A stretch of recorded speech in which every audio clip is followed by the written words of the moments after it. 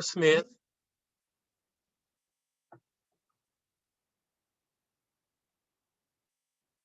our local efforts in Birmingham are being led by Lamar Smith, Clarence Watkins, Jeb Stewart, and our outstanding championship team is John Graff, Duke Goldman, Michelle Freeman, Leslie Heafy, and the incredible significant champion, Ted Noor.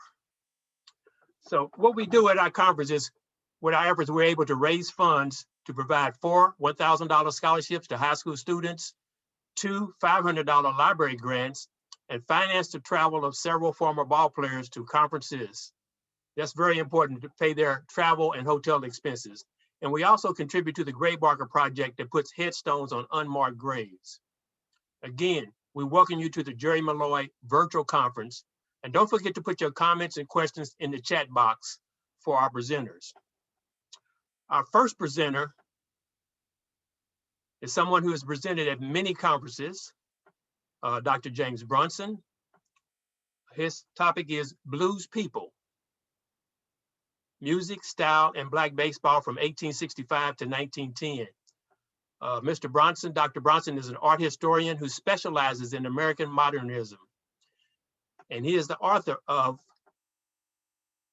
a 3-volume Black Baseball from 1858 to 1900. Something that you must see.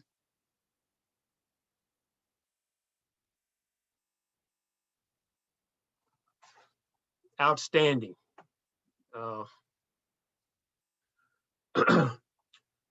So we're going to kick off with Dr. Brunson. He's also had very many essays and articles that appear in the Negro Leagues Were Major Leagues by Todd Peterson, 9, the Journal of Baseball History and Culture, and the Journal of the Early Game, and the McFarland's Black Ball, a Negro Leagues Journal.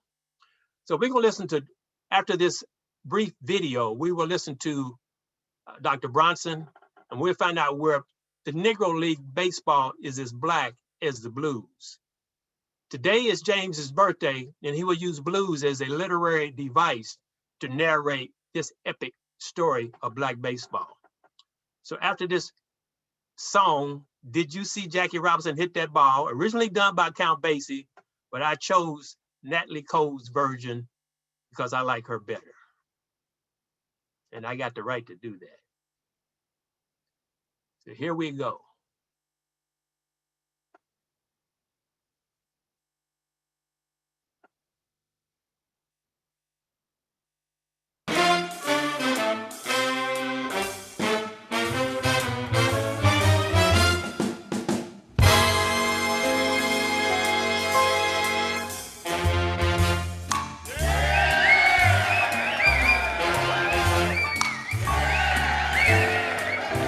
Did you see Jackie Robinson hit that ball? It went zooming across the left field wall. Yeah, boy. Yes, yes, Jackie hit that ball. He swung his bat and the crowd went wild, 'cause he hit that ball a solid mile. Yeah, boy. Oh, yes, yes, Jackie hit that ball.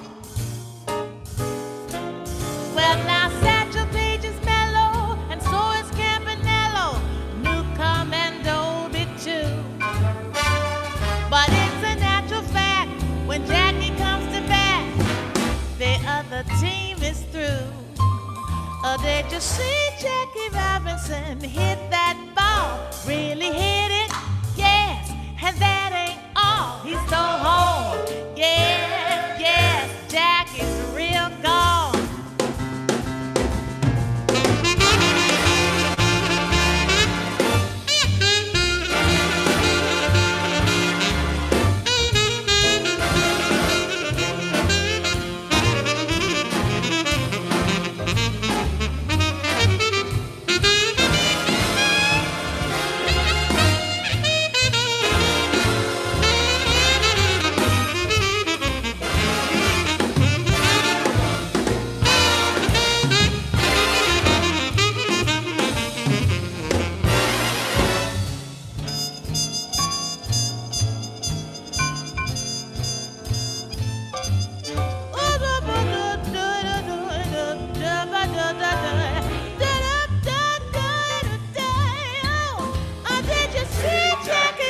Brunson hit that ball, really hit it, yes, and that ain't all. He stole home, yes, yes, Jack is real good. That Jackie's, he's a real good guy.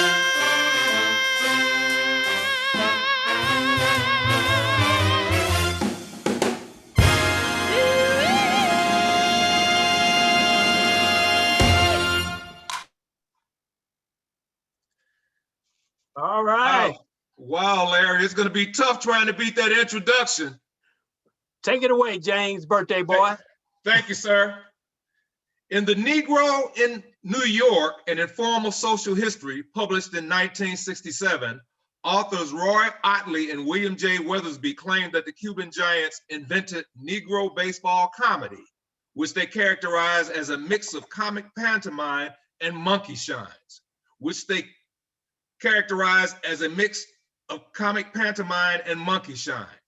Otley and Weathersby borrowed this thesis from Saul White's official guide to colored baseball, published 60 years earlier. White had firsthand experience. The Jersey Sentinel Journal wrote, as a coacher, Saul White ranks with the best of the Cubans.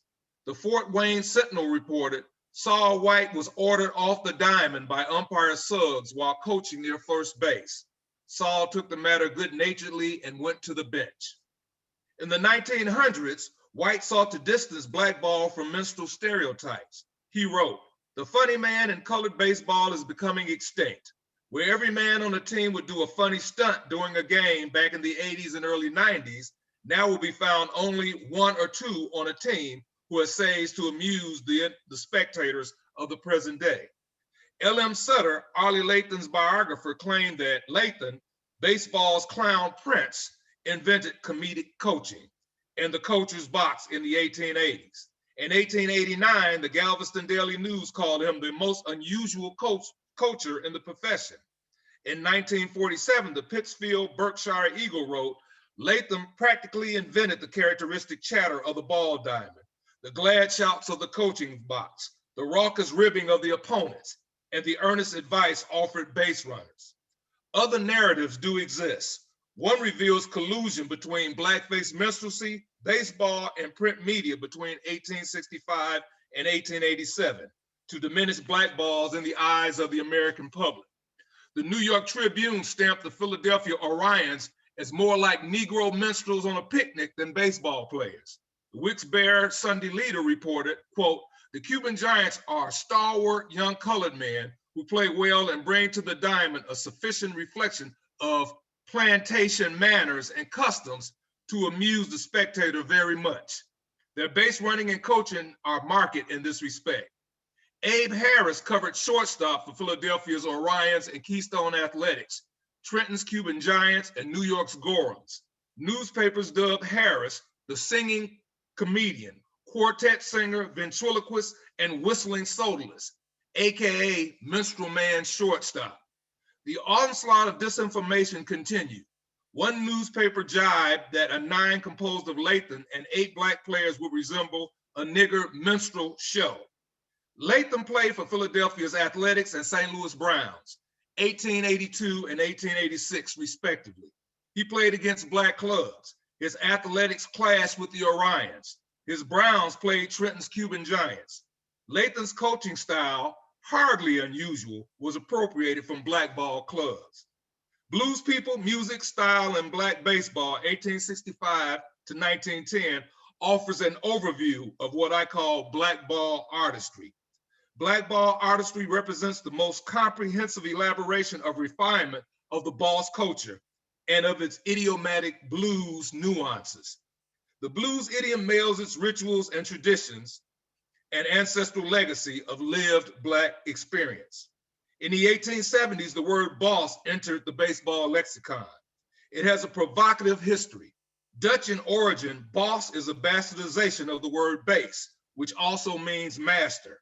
White laborers sought to distance themselves from enslaved Africans. Oddly, they displaced the word master with boss. The New York Evening Post reported, at any time in the South, you see white merchants forced to work side by side with slave mechanics, sometimes under the control of a Negro boss. Blackball's black culture gave fellow players, opponents, and umpires a severe tongue lashing and gratuitous advice as to performance of their duties, and he took special care to ensure that spectators heard him. I define this assemblage of blues notes as circularity, a dynamic system of influences and responses whose components include performers, audiences, and their traditions. It is metaphoric and literal, a perfect melding of athletic performance. By literal, I mean the blues idiom tells the story of blackball's cultural transition from bondage to freedom. Before and after the Civil War, enslaved and free blacks formed bands, fife and drum corps, and minstrel troops. Baseballists excelled as musicians, ventriloquists, thespians, dramatic and comedic actors, acrobats, and dancers. By metaphoric, I mean how the blues idiom for blackball functions as a literary device. Bondage dictated aspects of the blues form and content. So did freedom and subsequent challenges that would dictate the path the blues idiom took. Not unlike pre-blues and primitive blues forms, observers characterize blackball as peculiar, weird, wild, and stimulating. Of course, blackball didn't imagine itself as a blues idiom. However, its style of play introduced a uniquely American art form that captivated the nation. Blues People is also about the metaphorical dispersal of blues demons, the seemingly magical combination of incantation and percussion, or more to the point, blackball's ability to cope with the commonplace in the midst of its impulses, urges, cravings, needs, and desires. Of course, blues notes are sounds. To disperse them, the boss culture deployed the chant, feel holler, deep chest growl, basso profundo, or false bass tones. He deployed them through Negro dialect, rapid text delivery, whispers, special interjections, or explosive sounds. His witty satire preserved indigenous values and wisdom, and his satirical imitations encouraged audiences, and his humor showed concern for the community. In 1871, Eastern and Midwestern newspapers documented the first appearance of the boss culture. Jersey City's Keystones and Williamsburg's Amicables clashed at Williamsburg, New York. The New York World reported, quote, "The Keystones of Jersey City were evidently the better players, and though Mr. David J. Green, their pitcher, created considerable amusement by his antics and quaint remarks, there was an amount of shrewdness and good generalship under his vein of comicality, which stood his club in good stead. He did the largest portion of the fielding himself. New York is short on details, but a match between Springfield's Dexter Star and Jacksonville's Homeboys of Illinois is illuminating. One newspaper reveals how Captain Charles Parker of the Dexter Star yelled, hollered, and exhorted his men. The Chicago Pomeroy Democrat reported, quote, "Last Thursday, a colored match was played in a fashion decidedly tall on the Jacksonville grounds between the Homeboys and Dexters of Springfield. They made a huge noise, but loud over the din could be heard afar. 'You nigger, get off that first base dar.' Ye locals weren't there, but has heard it said that the Dexters came out 40 ahead. And the reason they distanced the Homeboys so far, that nigger did get from that first base dar." This colloquy is the first documented evidence rendered in Negro dialect of the boss culture. Though the crudity of the language lacks gentility, its vernacular is not simply a foul-mouthed rant. Its ancestral antecedents are clear. Generations of free and enslaved blacks found themselves attacked with the N-word. They also used it against themselves. In blackball, it became performance talk, folksy, brutish, and demanding. But the theatrics are avant-garde, so to speak, artistic genius. In its orientation to continuity in the face of adversity and absurdity, Albert Murray reminds us, the blues idiom is entirely consistent with folklore and wisdom underlying the rugged endurance of African Americans. In the 1950s, literary critics Ralph Ellison and Albert Murray introduced their blues aesthetic thesis. It offers a structural framework for this epic narrative. Blackball benefited from dehumanizing conditions faced by the enslaved and the nominally free, those who invented, expanded, elaborated, and refined survival techniques over generations. Ellison wrote,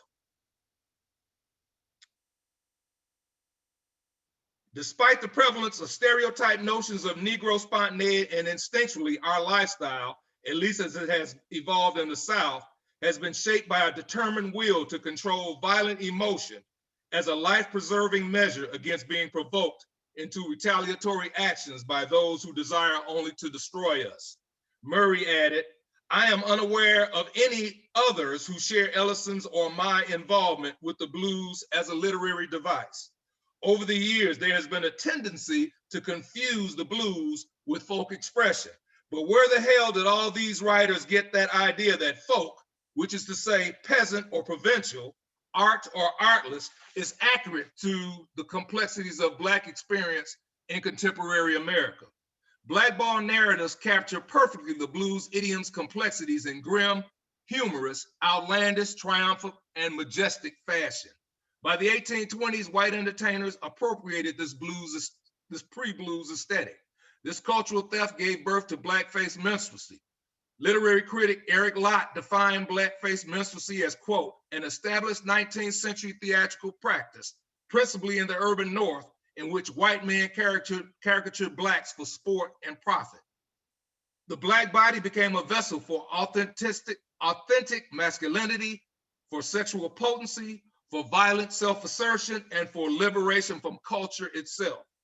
In 1865, the white minstrel troops of Henry J. Wood and Richard M. Hooley agreed to a baseball match. They took it as an opportunity to demean blackball. The Brooklyn Eagle reported, quote, on account of the well-known opposition to colored baseball players, the Nines will appear in whiteface, returning to Cork again in the early evening. The blackface mask sought to diminish the threat of Black freedom, a crucial step towards self-determination, empowerment, and upward mobility. Like hovering Black blues demons, the psychological impact of blackface minstrelsy continues to haunt Black Americans, if not the nation. Be that as it may, Blacks entered the minstrel profession. Professional Black minstrelsy begins with Charles B. Hicks. Between 1861 and 1865, Hicks performed in Baltimore as an Ethiopian clown, a singing clown, Shakespearean jester, and balladist. Hicks, who could pass for white, organized the original Georgia minstrels, genuine colored artists who refused to wear burnt cork. In 1869, cricket and baseball teams became an appendage of his organization. His ball club, which included first and second nines, played Black and white teams. Hicks recruited the best blackball musicians in the country, among them Willie Billy Speed of Hampton Institute. In 1878, the Georgia Minstrels Baseball Club became the first to play in Australia. When interviewed in Brisbane, Hicks explained that his troop members had played baseball since they were boys. The original Georgia Minstrels may be the connecting link between blackball and the boss culture. In 1876, one reporter followed the heated rivalry between Pennsylvania's Lock Haven Princetons and Williamsport's Enterprise Club. He accompanied the Lock Haven players on a train ride to Williamsport. The journalist described the boss culture's bruising Negro dialect and threatening violence. Quote, I want you darks to understand that if you let them Williamsport niggas clip the tar off of your heels, that I'll knock every one of you out of joint, for you leave the ground. The Lord help you all. You'll need it if I goes for you, unquote. The boss culture's fondness for humor, vulgar, or catchy phrases derive inspiration from enslaved Africans. John R. Matlock, baseball musician of the original Georgia Minstrels, recalled his participation in corn shucking festivals during his enslavement in Tennessee. Participants formed competitive teams. Women encircled men who mounted heaps of corn. Captains sat atop corn stacks and gave out the air. They dispelled blues demons with hollers, chants, or singing. The captains paced to and fro immediately in front of them. They exhorted shuckers who represented or answered in harmony. Signifying captains ridiculed their opponents and rankled their white owners by name or by implication. Musicians kept the game alive. The art of verbal warfare and inherent in plantation corn shucking activities conferred social status. According to American folklorist Roger D. Abrams, The verbal contests are especially important because they are indulged in by the very ones who are most conscious of their appearance of manliness. Being tested in the verbal battle in front of a group of men has immense potential repercussions because of the terror of disapproval, of being proved ineffectual, and therefore effeminate in the eyes of their peers. Here I reintroduce its circularity, that is, the call and response dynamic that occurred between spectators, players, and umpires. In 1884, the St. Louis Globe-Democrat picked up an Eastern story of a blackball match between Newark's Dusky Boys and Brooklyn's Alpines. Quote, the crowd of colored men on the freestand assisted the umpire in deciding the game. And whenever a good hit or run was made, they opened their mouths and poured forth a grand chord with staccato embellishments, such as "That's a Dandy," "Gee Christmas," "Go way dar, child," and "Go to it, coon, lamb 'em."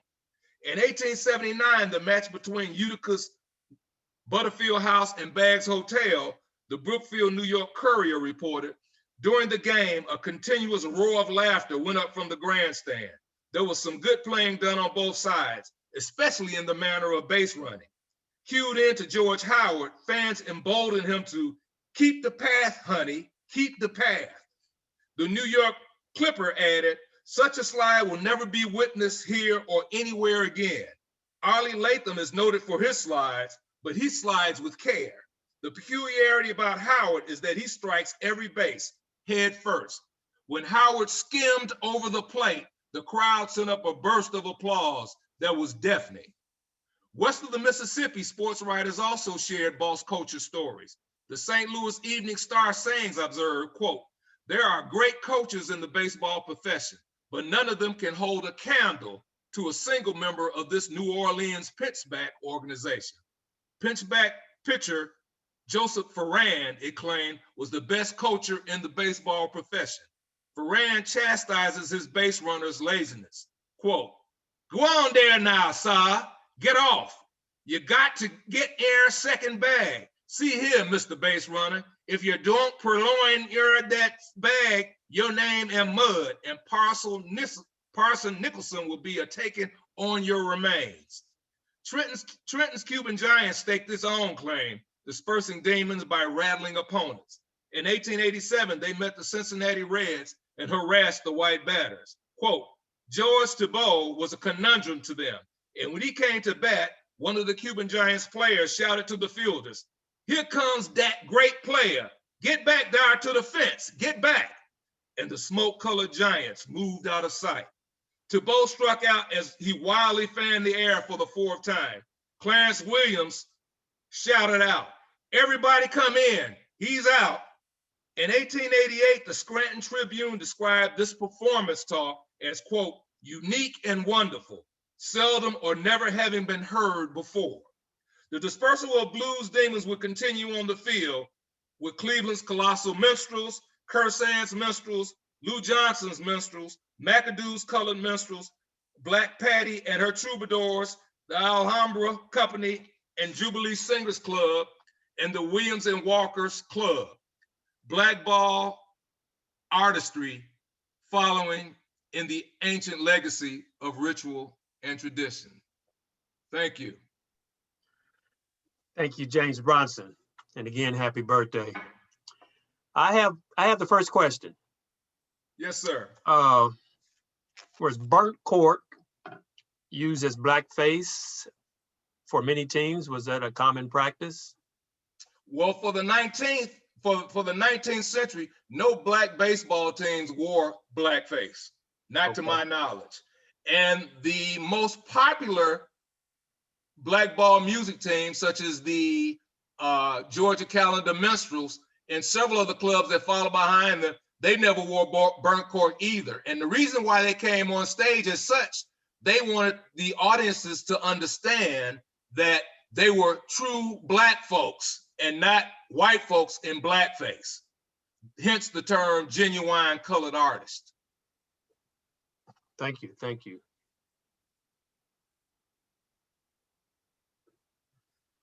We have any other questions for Dr. Brunson? You can put them in the chat room.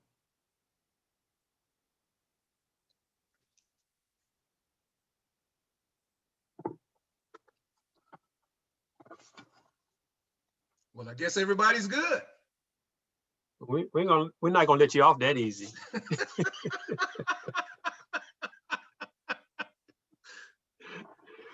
So tell us about your up and coming new work. Well, What you working on now? Well, I'm working on two things. One, I'm trying to get a fourth volume of that Black Baseball 1850 to 1900 together.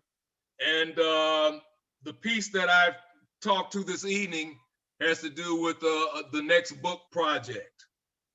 So I've got the roughs of it. I just need to go back in and do some fine detailing and some editing.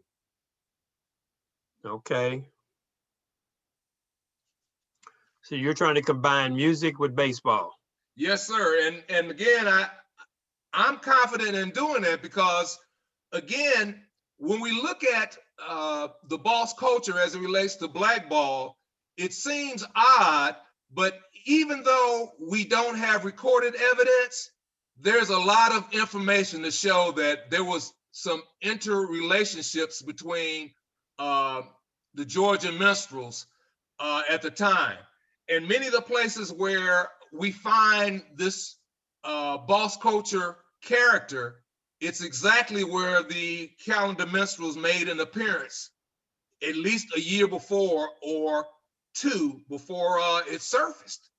And we know for a fact, for example, down in Springfield, Illinois, that George B. Hicks brought two of his minstrel troops. He actually had a minstrel troop before the calendar minstrels that visited Springfield and performed there in 1865.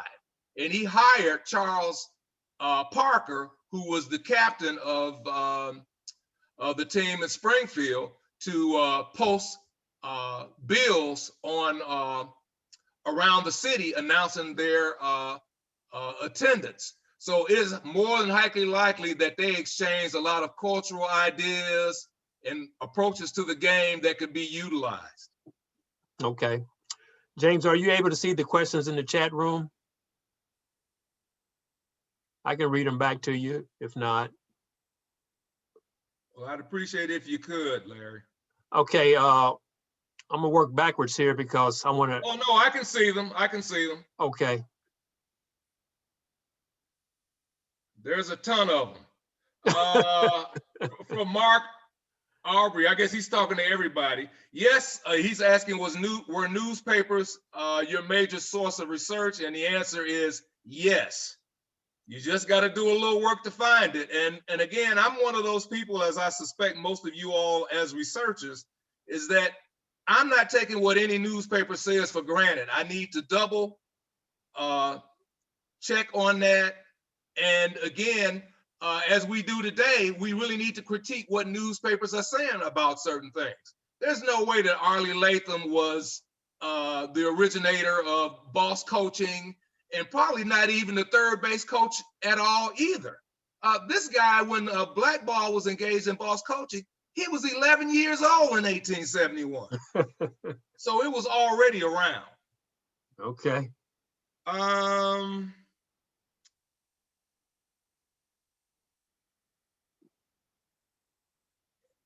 Somebody's asking, I never understood the appeal of blackface. What was it? And I think I pointed out that it originated in the 1820s. And as Eric Lott, who's a literary critic, pointed out, that it was invented by white men who wanted to make money off of black people.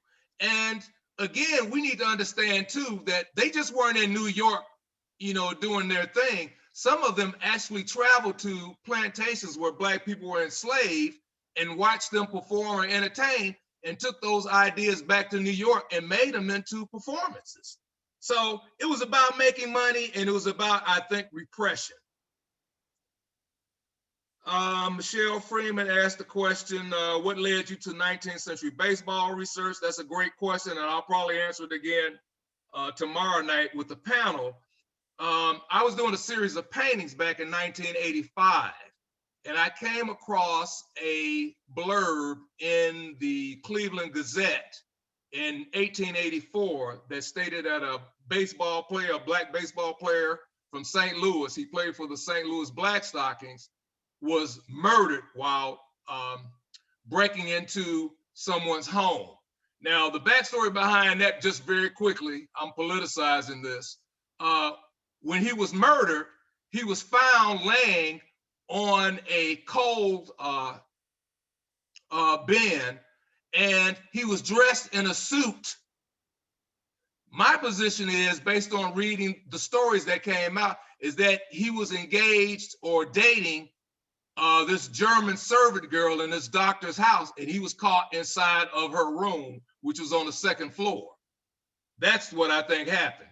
But getting back to why I moved from there, I was intrigued by the story, and I began doing research on St. Louis baseball. And from there, it branched out. It brought me back to Chicago baseball, and reading more and more, it tied me, it led me to understand that there was a network of Black baseball that was taking place. That was in 1985, 86. And that led to me doing this research that culminated into the book, Black Baseball, 1858, 1900. I hope that answers the question. There's a question, what motivated Dr. Brunson to research this particular aspect of Black culture in baseball? I'm hoping I explained that. And from Gary, I owe you an email about the 4 volumes. Sorry for the silence. Thank you, Gary, and thank you for the happy birthday. This is from Larry McGill. Did the boss culture persist in any form in the minor leagues? And again, I'll leave that to Larry. I'm no expert on the 20th century. I'm stuck in the 19th century and I just can't get out. And the question is, oh, there's a poem. I think that's pretty much it for me, Larry, unless I'm missing something. There's one more question, James, about the, somebody asked us whether I'm sorry, I just posted the lyrics to Paul Lawrence Dunbar's excellent poem, We Wear the Mask. Beautiful, beautiful. And I think that's got everything to do with the notion of minstrelsy and what it meant. And that, again, we make a mistake in thinking, at least in the 19th century, that Black baseballers were doing this grinning and shuffling on a diamond. And there's no evidence to demonstrate that. And as I want to try to point out in the blues people, we really need to understand that many of these folks were working under traumatic experiences. And for those who are acquainted with the Cuban Giants, for example, back in 1887, when they played a game in upstate New York, a bunch of Irishmen, after the game, went after them with weapons, chasing them down the street after they had won the game. And police had to intervene to protect them. Now, I am not unconvinced that this didn't happen more often and that there was some violence that was taking place. Arguably, based on some of my own research with the Chicago Uniques, in Chicago in 1871, they got into a racial fight on a baseball diamond as well. So the trauma or the dialectic between understanding that you wanted to be a part of the American national pastime and then choosing not to suffer the insanity of those around you took a fine line. And there's a double talk that is taking place when these games are going on and the boss culture or the other ball players are chiming in. They're poking fun at a certain people in the crowd, and there's other people that there's a hidden message that they're picking up. And those are some of the things that I will make serious effort to address in the book Blues People. Wonderful, wonderful. Another question, is music from these teams available today? Well, when we say music, for example, if we talk about the Georgia Minstrels, if you go online and look at the Georgia Minstrels and identify some of the songs that they perform, I'm sure you will see what those are. And some of them have evolved over time. And one of the areas that I did not talk about, and this is important for us to understand as well, if you're acquainted with barbershop quartet music, Black baseball players invented barbershop quartet music. Now, don't take it from me. I didn't say it. A series of jazz critics and folklorists have identified and traced Black barbershop music. And those earliest songs, you can find any of them online, on YouTube. And again, you can do your own research and track them back to where they originally came from. Yes, another answer is a lot of that music is available on sheet music. Sheet music has survived the times. Our last question is from Dr. Emily Rutter. Does your title, Blues People, gesture towards Baraka's similar title book? Well, Blues People is certainly where I got that part of the title from, but the people that I owe as much debt to as well is Baraka followed the work that was done by Ralph Ellison and Albert Murray, who were writing in the late 40s and the early 1950s. So he followed their lead. But what I do know is that Murray often got into conflict with Baraka over how to understand or critique the blues aesthetic. And again, time won't permit me to go into detail of some of those arguments that they have, but again, that'll be part of the book as well. All right, thank you for your question, Emily. I'm sure we can talk more about that as you back clean up later this evening. Thank you, James Brunson, for your excellent presentation. And again, happy birthday. And go White Sox, thank you. All right, I'm gonna introduce the next speaker. Figure this out. All right. Our next speaker is Mark Aubrey, who has been interested in baseball history for several years. He's the leader of the East Tennessee chapter of SABR, living just south of Knoxville, Tennessee. He's been married to Angie for 30 years and father to 2 children, Edison and Caroline. And he works as an IT system administrator for a small software company. This evening, we're going to hear about Turkey Stearns, who may have hit more home runs than Josh Gibson in Negro League play. Just the truth. Also Still Arm Dickey and Wing Maddox, the one-arm wonder. You may know about the California Angel pitcher, Jim Abbott, but not about Wing Maddox. So how did the Red Summer of 1919 affect this Southern baseball team? Well, let's hear it from my longtime friend and colleague, Mark Aubrey. Take it away, Mark. Oh, thank you. I've got slides, so let me get right into those. Thank you for having me. Let's see, share screen. There we go. Can you all hear me? So yeah, thank you, Larry. Okay, the 1920 Knoxville Giants. They were part of the inaugural, and I bet I did this wrong. There we go. Part of the inaugural 1920 Negro Southern League.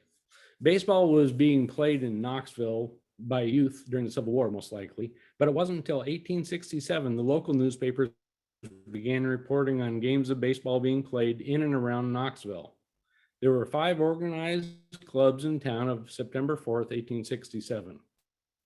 They were the Holston, Knoxville, City, Emmett, and University baseball clubs. Baseball was a part of daily life for many in Knoxville, whether played, watched, or read about. And Knoxville produced some winning teams. In 1867, the Knoxville Holstons were the state champions. In 1879, the Knoxville Reds were the Southern champions. In 1910, the Knoxville Appalachians were the Southeastern League champions. Also in 1867, there was colored baseball going on. On November 10th, as reported in the Knoxville Daily Herald, this is my paraphrase, the match game took place yesterday afternoon between 2 ball clubs of colored men, the Independent Club of Greenville and the Knoxville Eagles. The game lasted 3 hours and was won by the Eagles by a score of 78-32. Through the last part of the 19th century and early part of the 20th century, colored teams in Knoxville received newspaper mentions. The exploits of the Lone Stars, the Coca-Cola Stars, even Knoxville College 9 graced the pages. Baseball in Knoxville just before 1920. There was no minor league team in Knoxville from 1915 through 1920. City league teams were popular. The YMCA, railroad teams, industrial teams, as well as the independent colored teams, the Cubs, the Giants, the Blue Sox, and others helped fill the void. In the middle of February of 1920, under Rube Foster's guidance, we saw the formation of the Negro National League in Kansas City. Just a few weeks later in Atlanta, on March 2nd, a meeting was held to form a colored Southern League. Representatives of the following cities attended: Nashville, Birmingham, Knoxville, Chattanooga, Greenville, South Carolina, Atlanta, Pensacola, and New Orleans. Greenville was replaced by Montgomery. From the Montgomery Emancipator, we read, the plan for this league is to work in conjunction with the Southern League, games being scheduled in a town where there is a Southern League team only on dates when the white team is on the road. The officers of the Negro Southern League were president was Frank M. Perdue of Birmingham, the secretary was W. M. Brooks of Knoxville, and the treasurer was W. J. Shaw of Atlanta. A player limit of 14 men had been agreed upon. You can see from this map the spread of the teams all the way from Jacksonville in the southeast to New Orleans in the southwest. Nashville covered the northwest, and Knoxville the northeast. Of the 8 cities in the Negro Southern League, Knoxville was below the population average of 137,000 with just under 78,000. There are 3 smaller cities, Chattanooga, Montgomery, and Pensacola. New Orleans was the largest with 387,000. These are round numbers. They found a place to play. It was called Brewers Park. It changed in 1920 to Booker T. Washington Park. It was located at the northwest corner of Spring, which is now Lay Avenue, and Harrison Street at the end of the Jackson Street rail line in East Knoxville. William Brewer, a Black businessman who, until his death in 1910, owned and managed the park. It had a baseball playing field, a grandstand, a bandstand, and was used primarily by the Negro population of East Knoxville. The start and end of the league play. Knoxville opened their portion of the Negro Southern League season on Wednesday, April 28th, 1920, on the road in Nashville. They defeated the Nashville White Sox 2 out of 3 games. The local newspapers reported the Giants didn't lose a league series until they met Nashville in early August in Knoxville, dropping 2 out of the 3 games. On Saturday, September 11th, the Negro Southern League season ended for the Knoxville Giants, with Knoxville dropping 2 of the 3 games in Atlanta. Before the season started, we'd call it perhaps a spring training. They met the Indianapolis ABCs going 1-3-1. During the official season, the Knoxville Giants met independent teams such as the Asheville Royal Giants, Memphis Barber College, the Columbus, Ohio Gallo Tailors, the Columbus Francis Dry Cleaners, the Buckeye Steel Casting Company, Columbus Grays, Winston-Salem Pond Giants, High Point Red Sox, the Dixie Cuban All-Stars, and Captain Johnson's All-Stars. Now you can see on the screen that from my research, the Knoxville Giants had an overall record of 76-30-3 with a .717 winning percentage. In Negro Southern League games, they finished with a 46-23-2 or .667. 38 games were played against independent and non-Negro Southern League opponents with a 37-1 with an .811 winning percentage. It's a little bit different than it was reported in the newspapers toward the end of the season. The Knoxville Sentinel reported that the Giants had an overall record of 88-27. That was 150 games, which is more than I could find. In Negro Southern League games, they finished 55-21 with a .724. And 39 games against the independent and non-Negro Southern League opponents 33-6 with an .846 winning percentage. They weren't a bad team. They did have a winning record against 7 of the other teams in the Negro Southern League. They played Montgomery the most times, besting them 8 out of the 15 games played, losing 6 and tying once. Knoxville did seem to have Birmingham's number, winning 11 of 14. Playing all these games, both the Negro Southern League and the independent teams, led to a lot of travel. My best guesstimate is the team traveled about 8,600 miles that season. That's using Google Maps, using the quickest way, city to city. This number probably does not accurately reflect the travel used in 1920. When you have a good team, you have good players. Claude Steel-Arm Dickey was regarded as the premier pitcher of the league. He had a streak of 25 wins, which was celebrated in newspapers across the land. That includes both Negro Southern League and independent teams. He played for Montgomery in 1921, returning to Knoxville in 22. He tragically died in a knife fight in Etowah in March of 1923.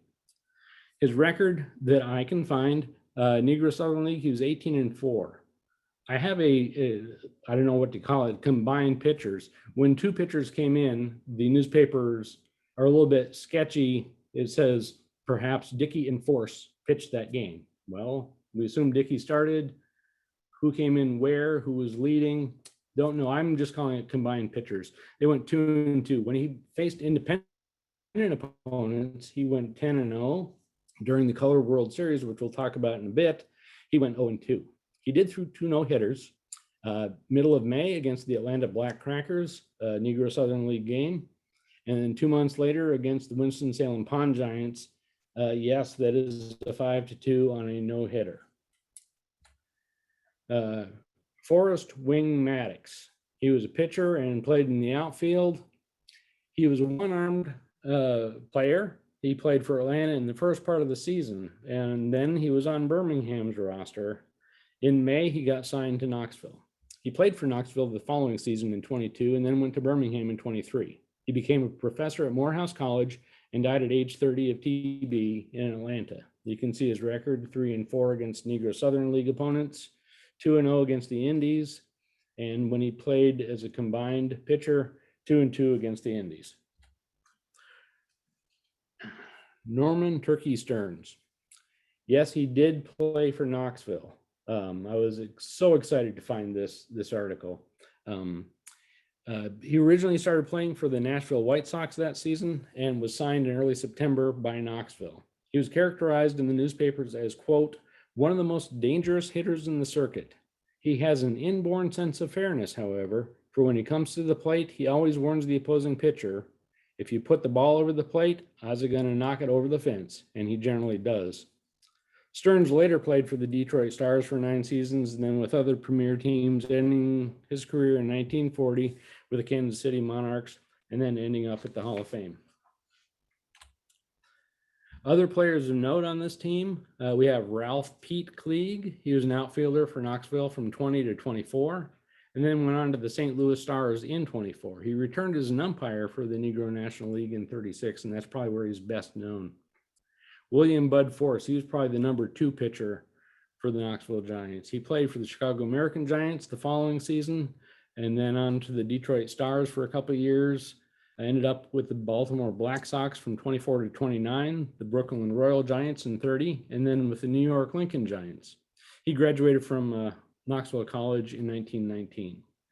Alonzo Fluke Mitchell, he played for 10 teams through 1940. He was a manager with Jacksonville for a number of years, and then he went on with the Cleveland Bears in 39 and 40 as manager. Fred Downer was an outfielder. He later played for Pittsburgh Keystones and the Baltimore Black Sox in 1921, and then the Cleveland Tate Stars in 23. So some of the players did go on to different and better things. There was a colored World Series in 1920. I don't think it was a World Series like we would consider, or even necessarily a World Series that other Negro Leagues teams played. I think it was more of a barnstorming blitz, and I think it was successful for Chicago. In September 6th, the Knoxville Journal and Tribune declared Knoxville wins Negro pennant, referring, of course, to the Negro Southern League. And according to the standings released on that same day, which was near the end of the season, League Secretary Brooks, of course, of Knoxville, said that Knoxville was 55-21 with a 724 percentage, and Montgomery was 47-39 with a 547, which is a 177-point difference percentage-wise. It was suggested that a 13-game series with Montgomery would still be played, but the fate of the pennants will not hinge on the outcome of the series, said manager Brooks. A rep of the local club, as reported in the newspaper, which was manager Brooks, would leave for Chicago that week to arrange for the playing of a Negro World Series with the Chicago team. In preparation for that, the Knoxville Giants got ringers from other teams. They picked up Williams, a classy twirler from Winston-Salem, North Carolina, Jones from Richmond, Pondexter Williams of Montgomery, Guisatana of Atlanta, and of course, Turkey Stearns.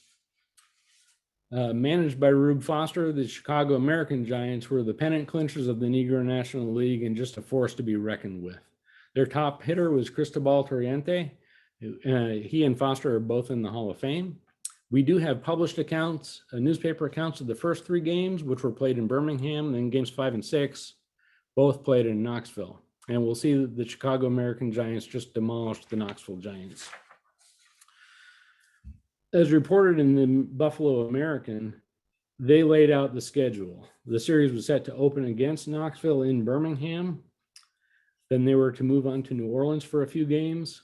Then Knoxville would be out of the picture and Chicago American Giants were set to play Birmingham. We'll see later they did that, and then they picked up a couple games against Montgomery. They would resume the World Series at Knoxville and then have a final game in Chattanooga. Let's look at the games themselves. Game 1 was at Birmingham. It was on a Tuesday. You see the score is 9-0. Depending which paper you read, and I've only found 2 different accounts, it was a forfeit by Knoxville or Chicago just beat the tar out of them. It could go either way. 7,000 people were in the stands to watch. Jack Marshall started for Chicago and Steel Arm Dickey for Knoxville. Knoxville's Journal and Tribune of September 23rd reports the opening games of the Negro World Series was forfeited to Chicago when the Knoxville Giants refused to continue the game in the 9th in protest of a close decision at the plate. The score was 4-4 when Smith stole home in the 9th for the winning run. He was declared out. The Birmingham Reporter says Chicago got 3 runs in the first inning and 6 in the 9th. The Birmingham Reporter also has a box score. To me, a little bit more reliable. Game 2 was at Birmingham. As you see, the score was 5-3. Again, Chicago winning. Tom Williams pitched for Knoxville, while Tom Cyclone Williams pitched for Chicago. Each got 2 strikeouts. Chicago spread out their runs, 1 in the first, 1 in the third, 2 in the fifth, 2 in the 8th. Knoxville rallied with 3 runs in the 9th, but just could not close the gap. Again, this is a box score from the Birmingham Reporter. Game 3 was also at Birmingham because that's where it was supposed to be. Chicago American Giants won 7-2. Dave Brown pitched for Chicago, giving up 6 hits, including a long triple to left by Wing Maddox, who went 2 for 4 in the game. Bud Force pitched for Knoxville, giving up 12 hits. Double your hits, double your fun. Chicago wins. Game 4, you see a lot of blanks there.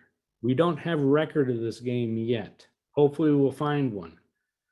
I'm assuming that it was played because they talk about games 5 and game 6. Well, 1, 2, 3, 4, 5, 6. So, and even in the Journal and Tribune of Knoxville says September 24th, the final game of the Birmingham series will be played tomorrow.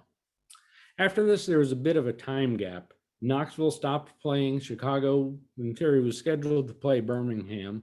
Excuse me, they were scheduled to go down to New Orleans. Both teams were scheduled to go to New Orleans. I cannot find record of that. New Orleans baseball researcher Derby Gisclair says he has never found a baseball report for those games.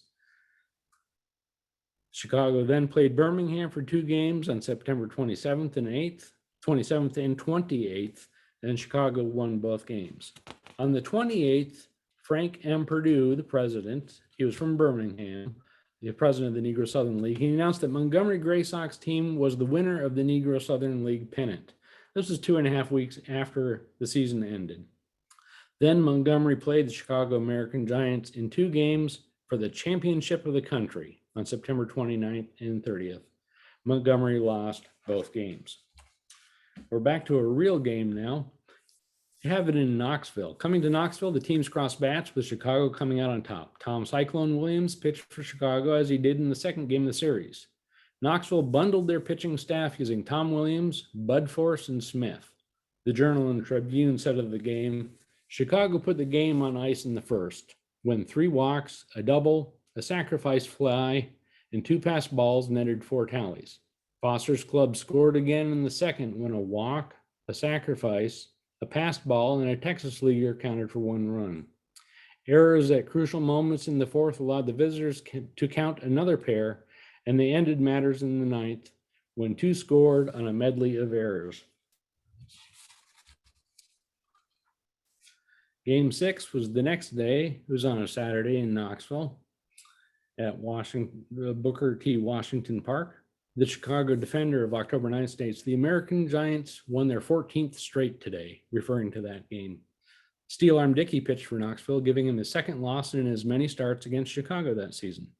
The Journal and Tribune said of that game, quote, Dickey pitched good ball for Knoxville, but the local Negroes were outclassed, end quote. The papers mentioned a game or even possibly a doubleheader to wrap up the series in Chattanooga. No evidence of these games exist, and they probably didn't happen. That's basically my talk, but I knew I'd have other things I'd want to talk about, so I just called it miscellaneous. Let's talk about Knoxville in the later years in the Negro Southern League. They played in 1921, 22, 31, 1932, little asterisk, they played it as an associate member. My guess is they won't be part of the Negro League Major League Baseball stat merger. They played in 1945 and 46, and they finished out their run in the Negro Southern League in 1951 as the Knoxville Packers. There was basically poor reporting at this time. Newspapers weren't punching out the stories. If they were, they've been lost to history and time or haven't been scanned yet. Maybe they're still in microfilm at a particular library. I've done my best, but even this week, while polishing this speech up, I found the 3-game series against Winston-Salem at the end of the season.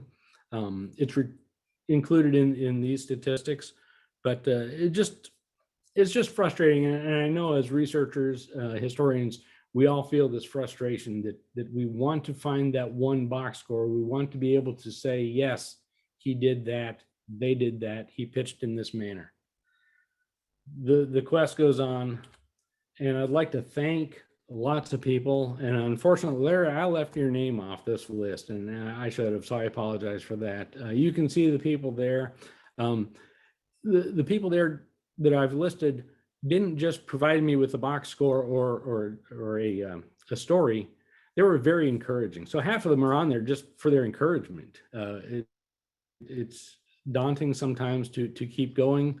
And so I thank all those. The books I've used, The Negro Leagues by Dr. Heafy, Negro Southern League by Bill Plott, the Encyclopedia of Negro League Baseball by Riley, online resources I'm sure we all use, baseballreference.com, Genealogy Bank for newspapers, Newspapers for newspapers, ProQuest for newspapers, and Seamhead's Negro League database. You may have some more questions. We'll talk a little bit here. If you want to get hold of me, you see my email. You can follow me at Twitter at MD excuse me. And if you really want to get hold of me by text or give me a call, there's my phone number. One thing I did not put up on the slides, but I'm going to plug it anyhow. I have a website where I put my research. It's called bbsas.net.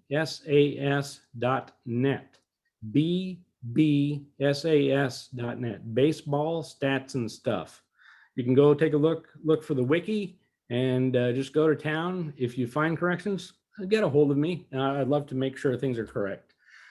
Basically, Larry, that's what I've got. Thank you so very much for allowing me to talk, and I'll be happy to answer any questions. Well, thank you very much, Mark. Excellent presentation. Thank you. We have a few questions in the chat room. I don't know if you can see him or not. I'm seeing them. So let's see.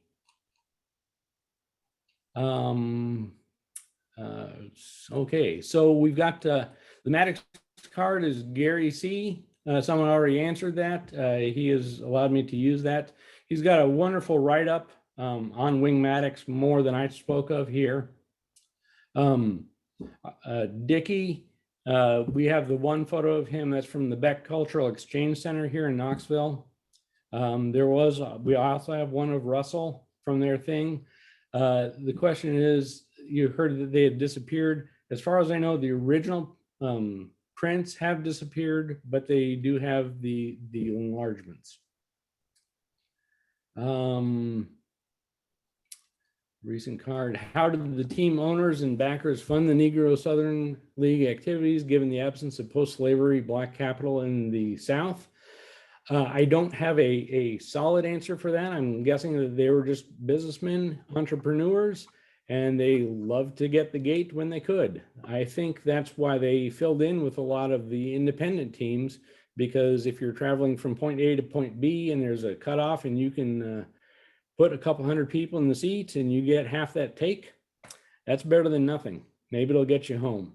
I know these men were not rich, but let's see what else we got. Yes, thank you. bbsas.net. Any other questions? I'm happy to try to answer.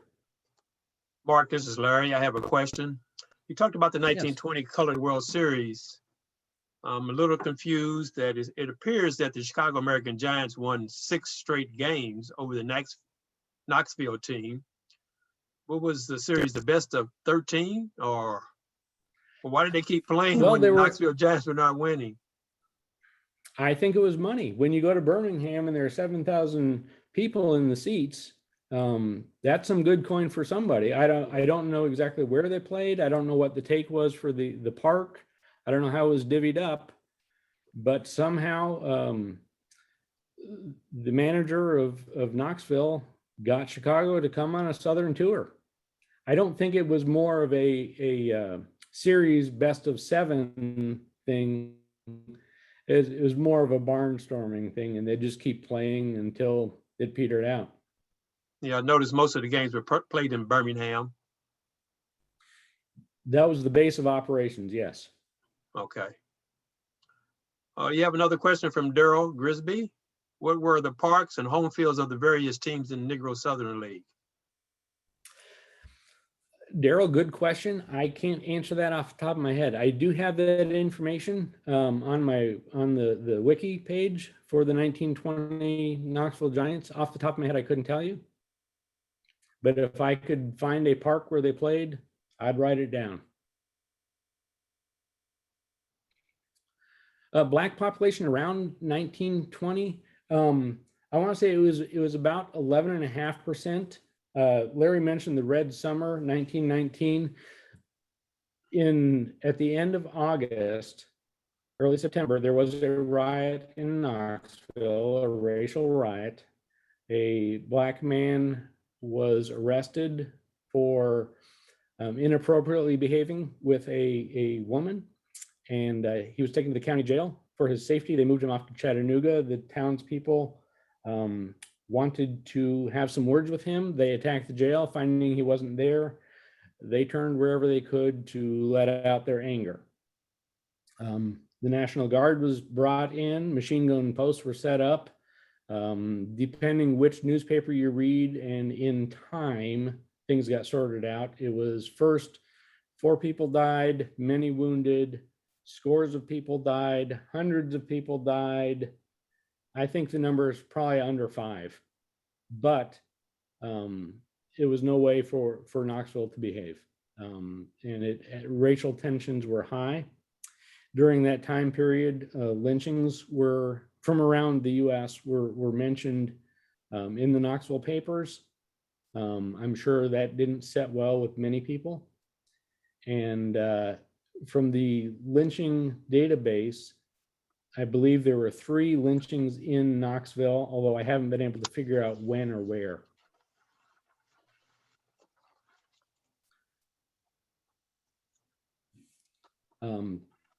Any other questions? I'm scrolling back up.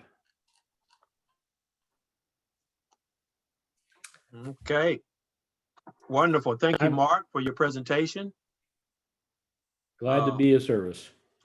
Looking forward to your next presentation. We will get ready.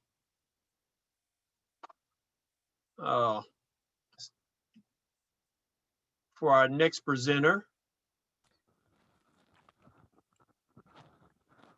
at 7:15 Central Time. No, I mean 8:30 Central Time. I'm sorry, 7:30 Central Time and 8:30 Eastern Time. By Todd Peterson. So this is the time to take a little break, and I will play a video for you to keep you engaged so you won't go anywhere.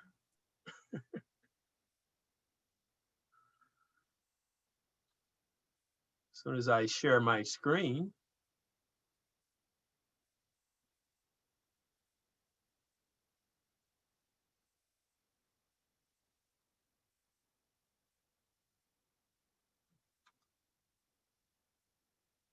What are you doing? I love baseball. Well, we all love baseball. When we get to St. Louis, will you tell me the guys' names on the team so when I go to see them in that St. Louis ballpark, I'll be able to know those fellas? Well, now, is it all right, folks? All right. Excuse me, All I right. want to find out the fellas' names. As long as it's okay with the I'm audience. crazy about baseball. As long as- will you stand still? Pick up your hat. Go pick up your hat. Okay. Now, look. Then you'll go and peddle your popcorn and don't interrupt the act anymore? Yes, sir. All right. But you know, strange it may seem, they give ball players nowadays very peculiar names. Funny names? Nicknames, pet names. Not as funny as my name, Sebastian Dinwiddie. Oh, yes, yes, yes. Funnier than that? Oh, absolutely. Yes. Now, on the St. Louis team, we have who's on first, what's on second, I don't know's on third. That's what I want to find out. I want you to tell me the names of the fellas on the St. Louis team. I'm telling you, who's on first, what's on second, I don't know's on third. You know the fellas' names? Yes. Well, then who's playing first? Yes. I mean the fella's name on first base. Who? The fella playing first base for St. Louis. Who? The guy on first base. Who is on first? Well, what are you asking me for? I'm not asking you, I'm telling you, who is on first? I'm asking you who's on first. That's the man's name. That's whose name? Yes. Well, go ahead and tell me. Who? The guy on first. Who? The first baseman. Who is on first? Have you got a first baseman on first? Certainly. Then who's playing first? Absolutely. When you pay off the first baseman every month, who gets the money? Every dollar of it. Why not? The man's entitled to it. Who is? Yes. So who gets it? Why shouldn't he? Sometimes his wife comes down and collects it. Whose wife? Yes. After all, the man earns it. Who does? Absolutely. Well, all I'm trying to find out is what's the guy's name on first base? Oh, no. What is on second base? I'm not asking you who's on second. Who's on first? That's what I'm trying to find out. Well, don't change the players. I'm around. not changing nobody. Take it easy. What's the guy's name on first base? What's the guy's name on second base? I'm not asking you who's on second. Who's on first? I don't know. He's on third. We're not talking about him. How did I get on third base? You mentioned his name. If I mention a third baseman's name, who did I say is playing third? No, who's playing first? Stay off of first, will you? Well, what do you want me to do? Now, what's the guy's name on third base? Well, what's on second? I'm not asking you who's on second. Who's on first? I don't know. He's on third. There I go, back on third again. Well, I can't change their names. Will you please stay on third base, Mr. Broadhurst? Now, what is it you want to know? What is the fella's name on third base? What is the fella's name on second base? I'm not asking you who's on second. Who's on first? I don't know. Third base. You got an outfield? Oh, sure. St. Louis has got a good outfield? Absolutely. The left fielder's name? Why? I don't know. I just thought I'd ask you. Well, I just thought I'd tell you. Then tell me who's playing left field. Who is playing first? Stay out of the infield! Don't mention their names out here. I want to know what's the fella's name in left field. What is on second? I'm not asking you who's on second. Who is on first? I don't know. Third base. Oh, take it easy. Take it easy, man. And the left fielder's name? Why? Because. Oh, he's center field. He's center. Will you pick up your hat, please? Pick up your hat and Look. stop this. Now, look, Mr. please. Broadhurst. Yes. Wait a minute. You got a pitcher on the team? Wouldn't this be a fine team without a pitcher? I don't know. Tell me the pitcher's name. Tomorrow.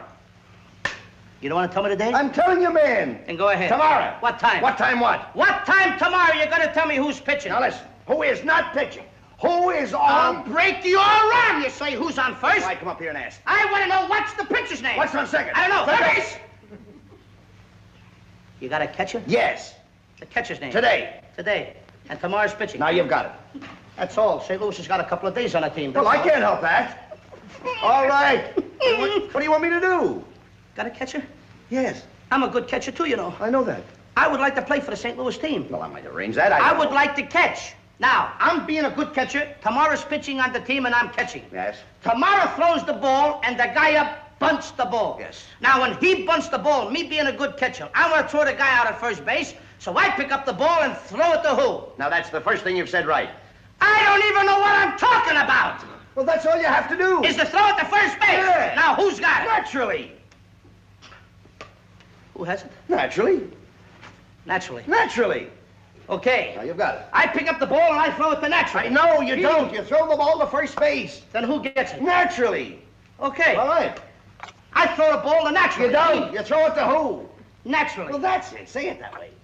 That's what I said. You did not. I said I throw the ball to naturally. You don't. You throw it to who? Naturally. Yes. So I throw the ball to first base and naturally gets it. No, you throw the ball to first base. Then who gets it? Naturally. That's what I'm saying. You're not saying that. Excuse me, folks. All right, I'm sorry, friend. I throw the ball to naturally. You throw it to who? Naturally. Naturally. Well, say it that way. That's what I'm Don't saying. get excited. Now, don't get I excited. throw the ball to first base. Then who gets it? He better get it. All right, now don't get excited. Take it easy. Now I throw the ball to first base. Whoever it is drops the ball, so the guy runs to second. Who picks up the ball and throws it to what? What throws it to I don't know. I don't know. Throws it back to tomorrow. A triple play. Yeah, it could be. Another guy gets up and it's a long fly ball to be called. Why? I don't know. He's on third, and I don't care. What was that? I said, I don't care. Oh, that's a shortstop.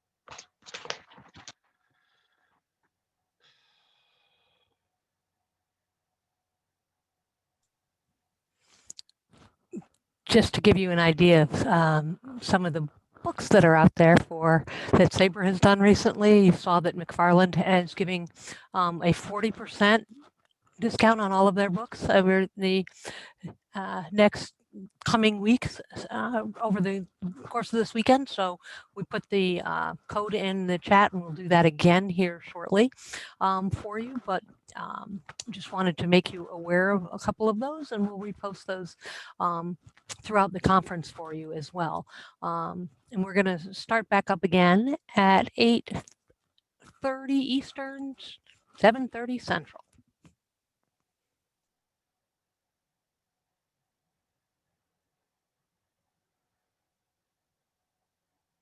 Hey, Leslie,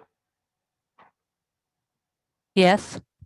can you see, I'm getting a box that says, please move this window away from the shared application. Do you guys see that at all? No, we are not. Yes, it's in the middle of your screen. That might be because I don't know why that's there. it wasn't. Oh, it disappeared.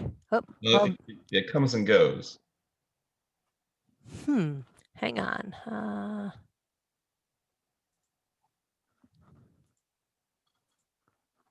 Oh, boy.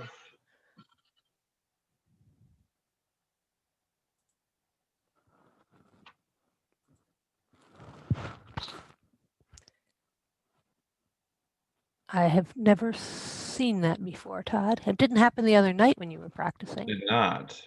Mm.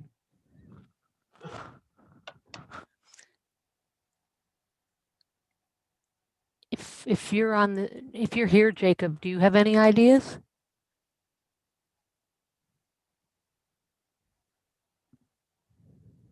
Can you change the maximize, minimize screen? Maybe that'll get rid of it. And Bob Lemoyne asked, are you in edit mode by any chance? I don't think so. Want me to save it? I mean, I could try that. I could put it on, try it from my, this is working for the computer. I could try it from the disk, from a zip drive. Want me to try that? Sure. Just since we've got a second here, because we're not, see if that. I also have it if we end up needing it, Todd. Oh, this is from Todd's machine? Mm-hmm. Okay. Hey, let me try it. I'll X out of this guy.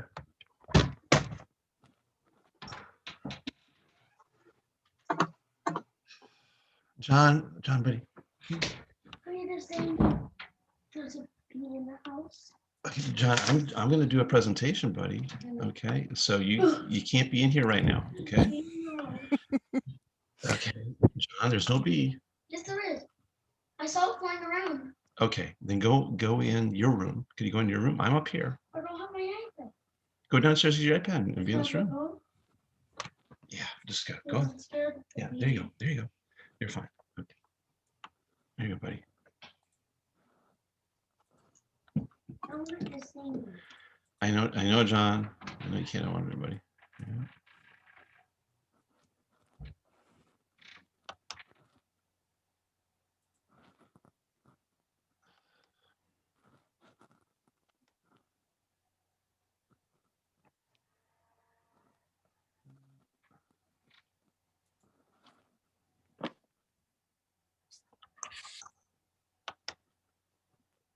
Leslie, this is Blake. Did you Yes. go to Sunday's game? Yes, I did. All right, so you got the fair turnaround was fair play. Yep, I got to see that crazy 15-10 win. Okay, all right.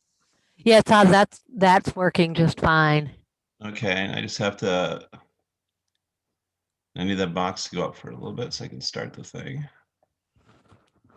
Yeah, but yeah, we can see that just fine. Yeah, I just gotta. Well, it's back. I got it. Oh, Oh well, that's crazy.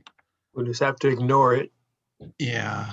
Well, now I'm having trouble. There we go. you want me to try sharing it from my screen, Todd, and see if it does that? Yeah. Once you. Well. Okay. This is.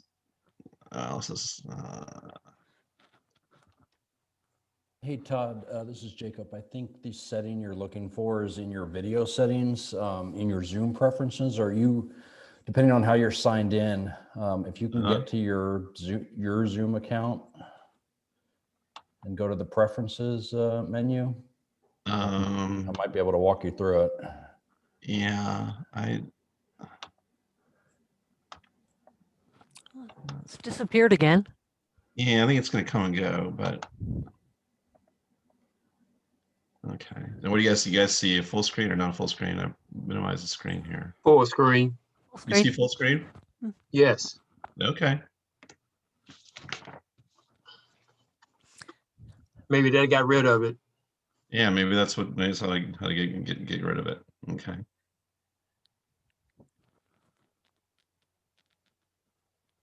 Okay. Hey, if it works, it works. Thanks, Jacob.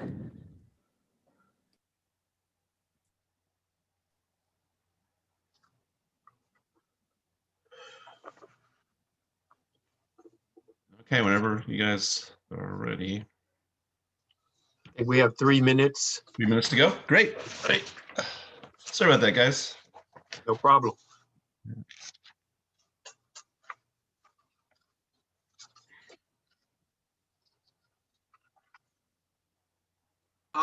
Fatherhood, Todd. Yeah. Yeah, but mom's at the hospital, so there might be some more guest star appearances. So I don't know. I hope things are going well, or they will go well. Yeah, just heads up. So the 7-year-old may crash it again. I hope not. But we're They do what they do. yeah, they do. Yes, they do.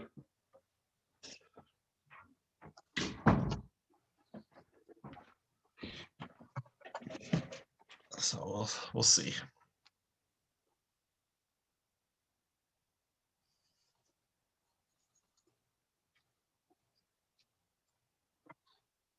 Oh, happy birthday, James. Thank you, sir. Good to see you.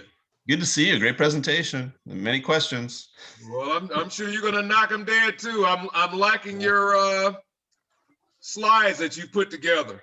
Yeah, we'll see. Yeah. Got Babe Ruth plopped there in the middle. There's an enticing image. Yeah, we got Babe. We got Babe and Rube and Ty Cobb and Yeah. Giants. So Yeah. lots of major leaguers now, so that's good. Yes, sir. Yes, sir. I'll go to mute when you get ready to jump on, so Leslie won't just knock me off. That's So okay. she'll do it. What's the fun in that, James? I'm not going to give you the opportunity. Dang. I'm going to bow out Yeah. quickly. Any second now, Leslie, go right ahead. James, if you want a boss coach train mine, go ahead. It's fine. I would not mind it. So I could use it on mine, I think. All right, I think we're just about ready.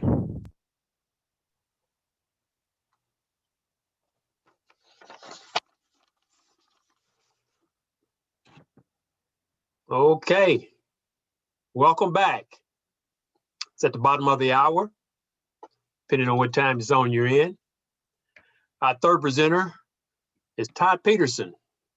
Todd lives in Overland Park, Kansas, and is a visual artist, a historian, and teacher. A great friend of mine. He's a 2-time winner of the Tweed Webb Lifetime Achievement Award that we give out every year at the Jerry Malloy Negro League Conference, and the chief editor of the groundbreaking work, The Negro Leagues Were Major Leagues. And we hope to have these t-shirts or caps in Birmingham next year at the Jerry Malloy Conference. The Negro Leagues Were Major Leagues book is a game changer in baseball statistical research. And Peterson is currently working on a book about the Negro Leagues playoffs. But more importantly is his presentation this evening on the roadblocks by then Commissioner Kennesaw Mountain Landis to stop integrated play. Take it away, Todd. Thank you, Larry. Good evening. This is a presentation called the Negro Leagues versus the Major Leagues. From the birth of the Cuban Giants in 1885 through the last year of the Second Negro National League in 1948, African American clubs posted a record of 327 wins, 315 losses, and 22 ties, against big league teams, good for a .509 winning percentage. This tally includes contests against intact white major league outfits, as well as games against all-star aggregations. Drawing on the results from these 600 plus games, I will establish that not only did black ball teams post a winning record against big league squads, but they outpitched and outfielded them as well. My presentation will also explore the racist and obstructionist policies of Major League Baseball, especially those of Judge Kennesaw Mountain Landis in attempting to stop these games.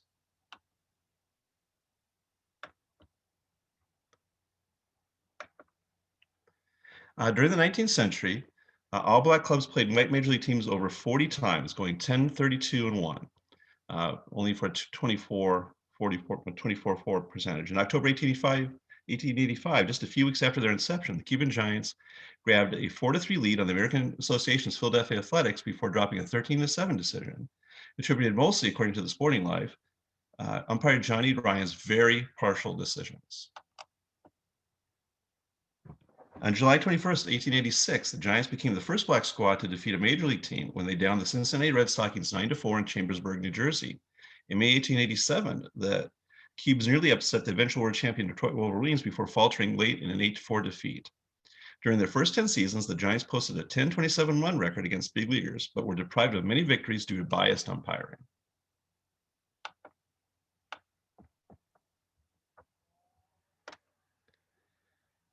By the dawn of the 20th century, black clubs were starting to compete on equal footing with major league squads. From the first year of the upstart American League in 1900 to the last year of the second Negro National League in 1948, African-American nines posted a record of 317, 283, and 21 against big league teams, a .527 winning percentage. The success of black squads became a constant irritant for the lords of the major leagues. In October 1917, Brooklyn Dodgers owner Charlie Ebbets fined star pitcher Rube Marquardt for pitching against the Lincoln Giants without permission, noting that the Brooklyn team is adverse to permitting its team or any of its players from participating with Negroes, because when they lost, it tends to lower the caliber of ball played in the big leagues in the eyes of the public. 5 years later, New York Yankees owner Colonel Tillinghast Houston fumed. Think of several teams of major leaguers losing farcical contests to colored teams. Either they ought to quit playing or at least draw the color line.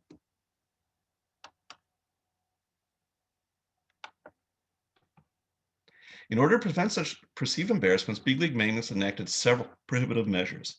In January 1910, motivated by the Leland Giants' strong showing against the mighty Chicago Cubs previous October, baseball's National Commission extended the players' contracts for a full year, not just the regular season, and forbade ballparks under their control from being leased to barnstormers, i.e. African-American teams. However, that fall, the world champion Philadelphia Athletics were beaten several times by integrated Cuban clubs, prompting the commission to quickly pass a rule forbidding World Series teams or players from participating in any exhibition games. The American League president Ben Johnson grumbled, "We want no makeshift club calling themselves the Athletics to go to Cuba and be beaten by a colored team." In 1916, MLB enacted a de facto ban against interracial contests by requiring that players get written permission from their owners before they could barnstorm. Several big leaguers were thus prevented from participating, but because games against black teams were too financially lucrative to pass up, others risked being fined and played anyway. As Lincoln Giants shortstop Frank Forbes later noted, they wouldn't let Negroes in the league, but hell, we were very attracted to them in October. One of Judge Kennesaw Mountain Landis' goals after being installed as a Major League Commissioner in January 1921 was to curb black versus white games. In 1922, the Integration Obstructionists set a deadline of October 31st as the latest date major leaguers could play postseason contests, and insisted that they could no longer appear as specific major league clubs or wear their own uniforms, but must advertise themselves as all-star teams. When Negro League National League head Andrew Rube Foster reportedly complained to the commissioner about the limitation on games between black and white teams, Landis was said to have replied, "Mr. Foster, when you beat our teams, it gives us a black eye." Against intact major league teams, 20th century black squads posted a record of 48, 60, and 8, good for a 448 percentage. However, when several undocumented contests are factored in, the Negro Leaguers' overall tally would be equal or even better to the big leaguers. A 1913 article in the San Francisco Call claimed that the Chicago American Giants once beat the Cincinnati Reds 4 consecutive times at West Baden, Indiana. Black ball pitcher Jesse Hubbard insisted that the Lincoln Giants won 7 straight games from the New York Giants in 1919, while the New York Age, a leading African-American newspaper, reported that the Lincolns posted a number of double victories over the National League Giants in the fall of 1920.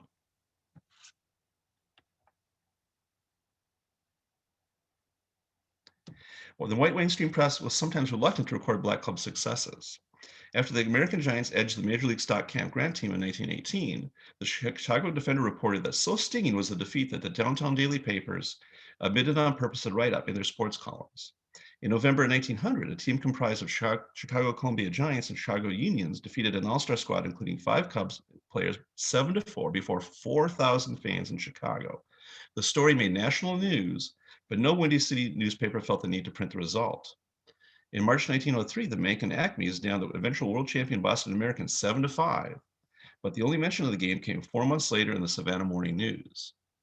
You can see there's a headline from the Macon Telegraph about their views on racial views, and there's a kind of an illustration from the Boston Herald about the Red Sox visiting a black part of Macon.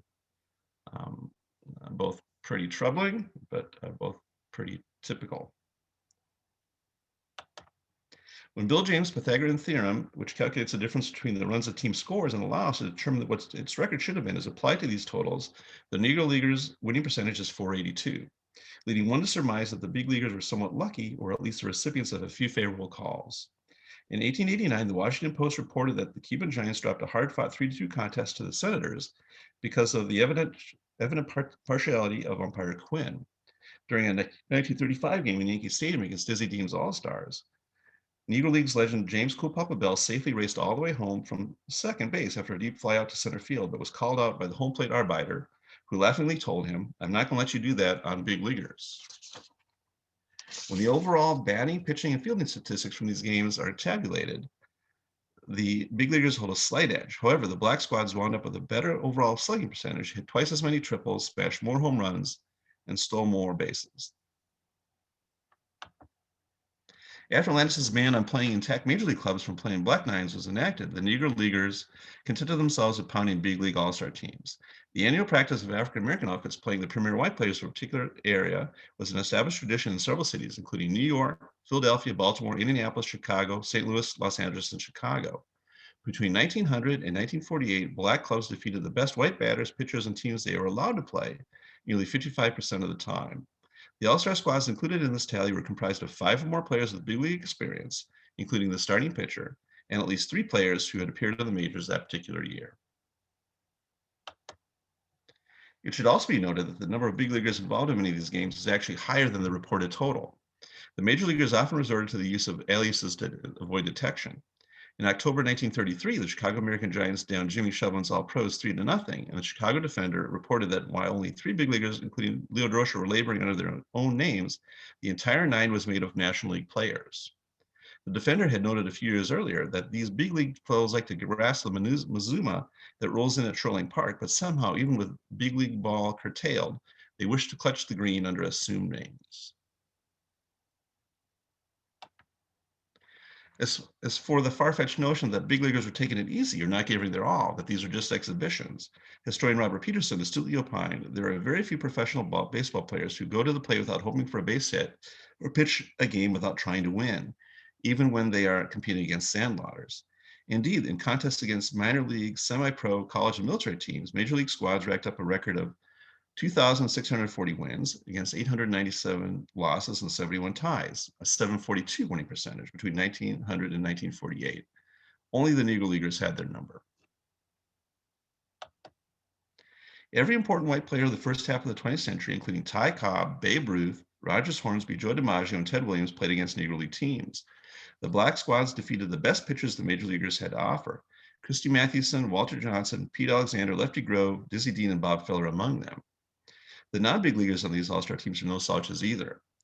During the segregation era, many of the so-called bush leaguers that faced the black clubs were major league quality players.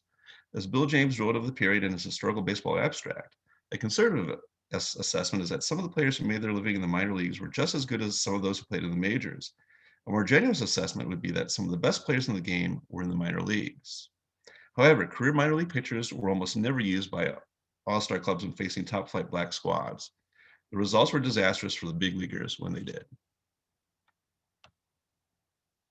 It should also be remembered that not all of the black clubs that took on the Major League All-Star outfits were supremely talented.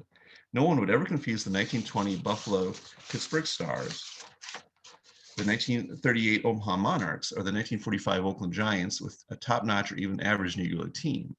As might be expected from their decisive winning percentages over the course of these contests, the Negro Leaguers significantly outperformed their big league counterparts in almost every hitting, pitching, and fielding category except assists and walks. However, as the black teams outslugged their major leaguers by over 30 points, they probably didn't need to be very patient at the plate. As the losses to Negro League teams continued to mount, Judge Landis came up with new measures to prevent black versus white contests. He managed to cancel a 1922 showdown between the American Giants and Detroit Tigers because the Cubs and White Sox were playing in City Series at the same time. In October 1925, he forbade Jack Quinn and Mickey Cochran from taking the field against the Lincoln Giants as the Major League postseason had not been completed. Because their Philadelphia Athletics team had finished second in the American League, the duo couldn't play because they're eligible for a World Series share. In December 1935, when edict came down from the league office that the players' participation in exhibition games were now limited to 10 days after the close of the exhibition season, championship season. By 1932, Landis's machinations had nearly eradicated interracial games from being played in big league cities. Chicago American Giants owner Robert Cole was unable to book any All-Star teams for his part that fall, leading the Chicago Defender to sarcastically wonder if the Lily White Cubs or White Sox are behind the blockade. Said the Defender, the Chicago White Sox management is known to have advised its players against such games, even though several of the players are to participate in barnstorming. Fonseca, the manager of the Sox, is taking no chance, perhaps on having his club, which was able to beat the Boston Red Sox out of the cellar rights, to hurt their chances to repeat the accomplishment next season. When the combined results of the games between the Negro League squads and Major League teams of varying composition are tabulated, the black clubs are once again revealed to lead in almost every hitting, pitching, and fielding statistics category. The big leaguers drew more walks and hit 24 more doubles over the course of 477 games. With the near disappearance of the African-American Major League pitcher in the 21st century, it is also interesting to note that black twirlers decisively outpaced their big league counterparts during these contests in runs allowed, strikeouts, preventing base runners, and shutouts. Amazingly, both sides fielded at an identical 951 clip, but the Negro Leaguers turned more double plays. Cool Papa Bell attributed the Buccaneers' success to their more vibrant style. According to Bell, the Major Leaguers followed the tenets of written baseball and played for one big inning. Negro Leaguers, on the other hand, relied more on unwritten baseball. I think we had a better system than the majors. Whatever it takes to win, we did. When we played the big leaguers after the regular season, our pitchers would curve the ball on the 3-2. They'd say, "What are you trying to do, make us look bad?" We'd bunt and run, and they'd say, "What are you trying to do in that first inning?" When we were supposed to bunt, they'd come in and we hit it away. Oh, we played tricky baseball. Rube Foster's formation of the Negro National League in 1920 was a turning point in the history of black baseball. Besides the NNL beginning operation, black teams had gone 92, 121, and 10 against white big league clubs, a .435 percentage. Black teams especially struggled when more big league players were involved. Against major league teams and all-star squads with 8 or more big major leaguers, including the pitcher, black clubs went 38, 76, or 6, only a .341 winning percentage. Once big league squads played league ball in 1920, however, the tide began to turn. In 1913, the 14 leading black independent clubs played an average of 21 games against each other. During the 1923 season, the 14 squads of the Negro National and Eastern Color Leagues participated in about 65 contests each. From 1920 to 1924, Negro Leaguers went 29, 31, and 2 against intact Major League clubs. After the inception of the NNL through 1948, National League teams won 206, 163, and 10, or 557 winning percentage against big league all-star teams. Regular league ball clearly led to increased quality of play and subsequent success black clubs enjoyed against white baseball's best were the first substantial steps towards integration of the major leagues. If you can beat them, you can join them. Judge Landis died in November 1944. Major league clubs began playing teams with black players again, albeit in Cuba and Puerto Rico. Following World War II, Bob Feller put together a series of MLB All-Star squads that racked up a 27-9, or a 750 record against black outfits, weakened by military service and player defections to Latin America. But these contests were another positive step towards integration, as high-profile duels between Feller and Satchel Paige drew national headlines and big crowds. The contrarian Feller once remarked that the pre-war Paige was the best I ever saw, and I'm judging him on the way he overpowered and outwitted some of the best big league pitchers of the day. Feller also once said, if Jackie Robinson were white, I doubt if they would consider him big league material.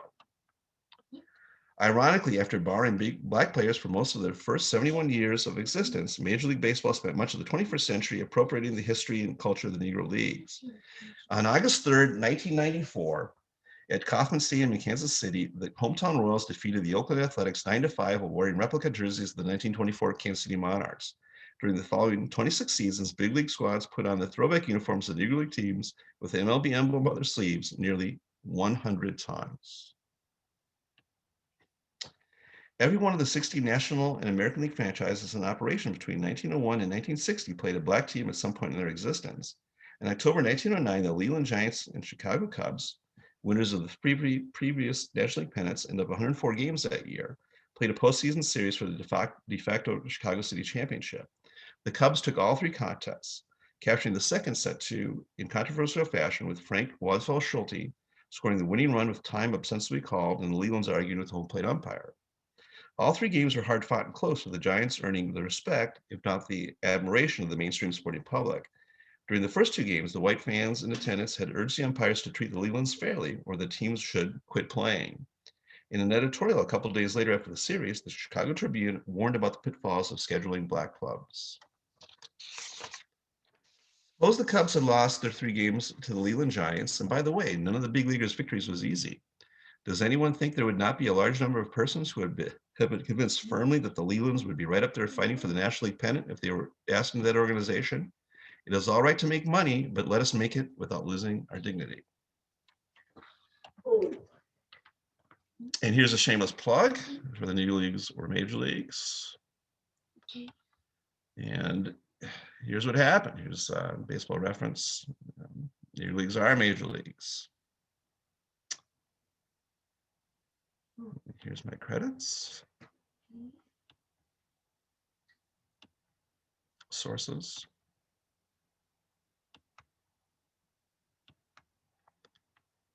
And thank you very much. Thank you, Todd. Great presentation. A lot of stones have been unturned thanks to your research. Do we have any questions for Mr. Peterson?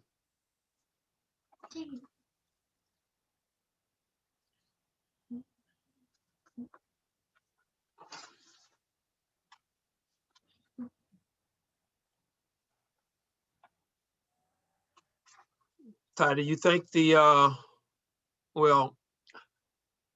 do you think the new directive for Major League Baseball to accept Negro League stats will be acceptable or accepted at all?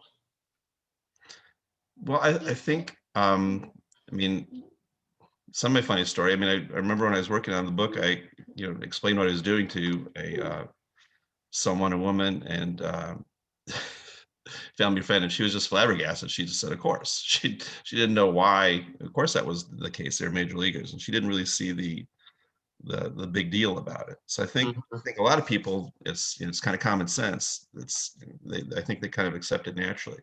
But I think other people, more entrenched with stats, or might have a little more harder time with it. So I and hopefully in a long time, people aren't even going to know, won't even see the distinction or the problem. That'd be great. Okay, there's a question from Gary Mitchum. Yeah.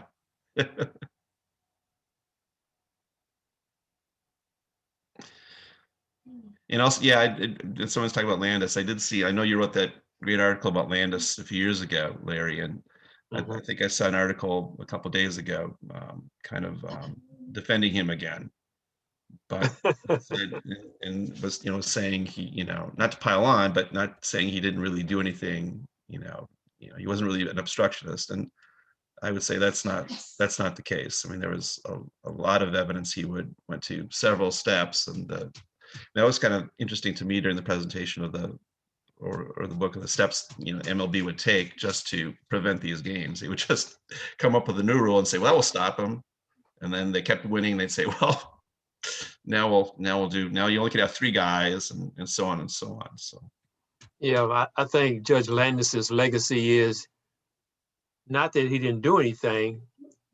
He had the power to do something, and he Yeah. chose not to as commissioner. Yeah. There's another question. Is there any breakdown of each of the original 16 teams, their records against Black teams? I could do it. I haven't done that yet, but Of course. some teams played a lot, like the Giants, and played a lot of teams.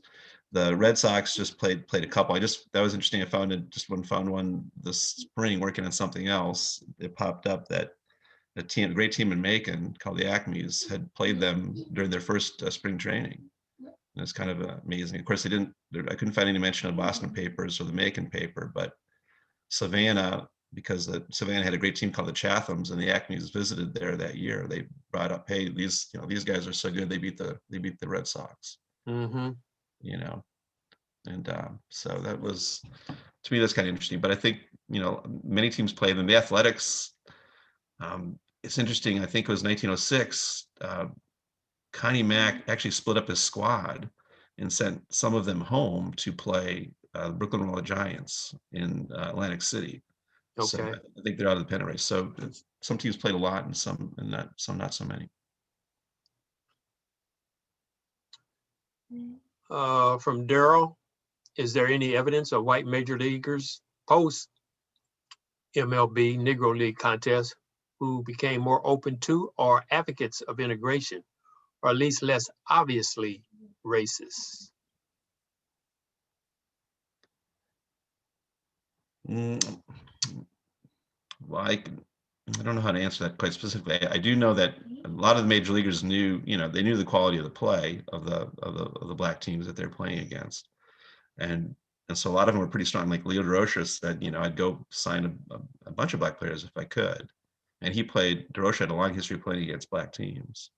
So, I think it was, as a lot is in the U.S. I think that, besides the terrible racism, it also was, follow the money. A lot of those guys knew these guys are going to come and take our jobs. So I think that was sort of a part of the opposition as well. They're going to lose, a lot of guys wouldn't be playing when the Black players started arriving, and that's what happened. So it was, a lot of factors there. It's interesting that you say that. In interviewing players from that period, white ball players, the great white ball players welcomed the Negro Leaguers, because they wanted to have bragging rights that they were the best at what they did. Yeah. But the lesser talented white ball players were against Negro Leaguers coming into play because they would lose their jobs. they're going to AAA. So it's like, it's just like, if you're a borderline player, you don't want to, that's exactly right. One white player quoted, I spent 5 years in the minors and now I'm going to lose my job if they integrate. Yeah. Well, that was the reason you spent 5 years in the minor leagues. Yeah. You're just not that talented, but I couldn't tell him that. No. So it depends on who you're talking to.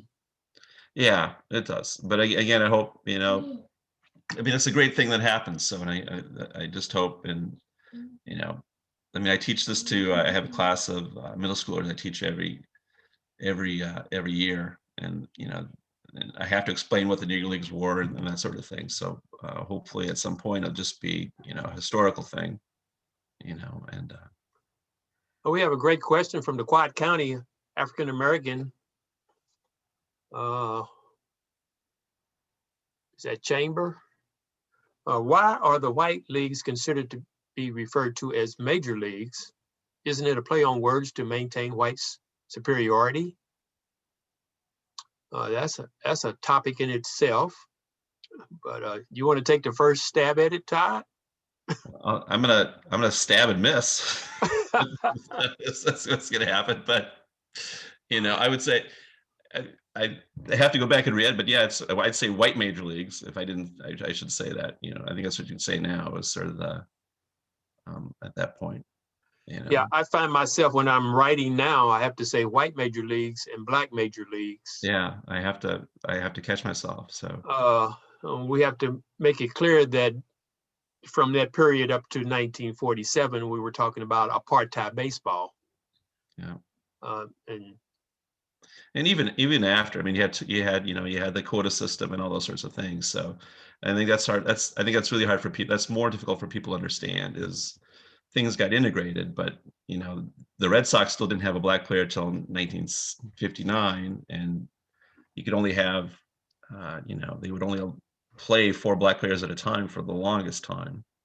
And I think someone wrote an article that the reason the Cubs traded Lou Brock was the reason they had too many black players. And that's why they traded him. So, well, that all changed in 1971 with the Pittsburgh Pirates. But all black 9. There you yes. go. So, yeah. It's difficult. In some instances, if you look at the rosters, there was always an even number of black ball players because they had the room together. Yeah. And I don't think that was broken up until I forget the player's name from Oakland A's and Reggie Jackson. They were the first integrated roommates. But before Reggie Jackson and the Oakland A's, all the black players were in groups of 2. Yeah. So, Larry, there was a question up above that we didn't get touch. Scott Bush asked about, he says, you touched on prejudiced racist umpires. Is there any evidence of umpires who treated Negro Leaguers preferentially? I don't know. I don't. Usually it is usually playing. They'd be, oftentimes my experience would be white umpires. They'd be, would be umpiring. So, and I don't think players tend to be too positive umpires in any sense. So, but there are many fair umpires, but they're just, I think, oftentimes not so much. They run into.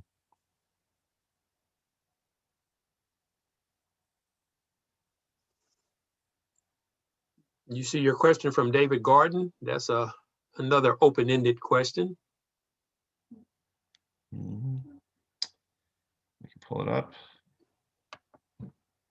How complete a record do we have of Negro League Baseball? Do you think that some of the Cuban and Mexican leagues of that time were also major leagues?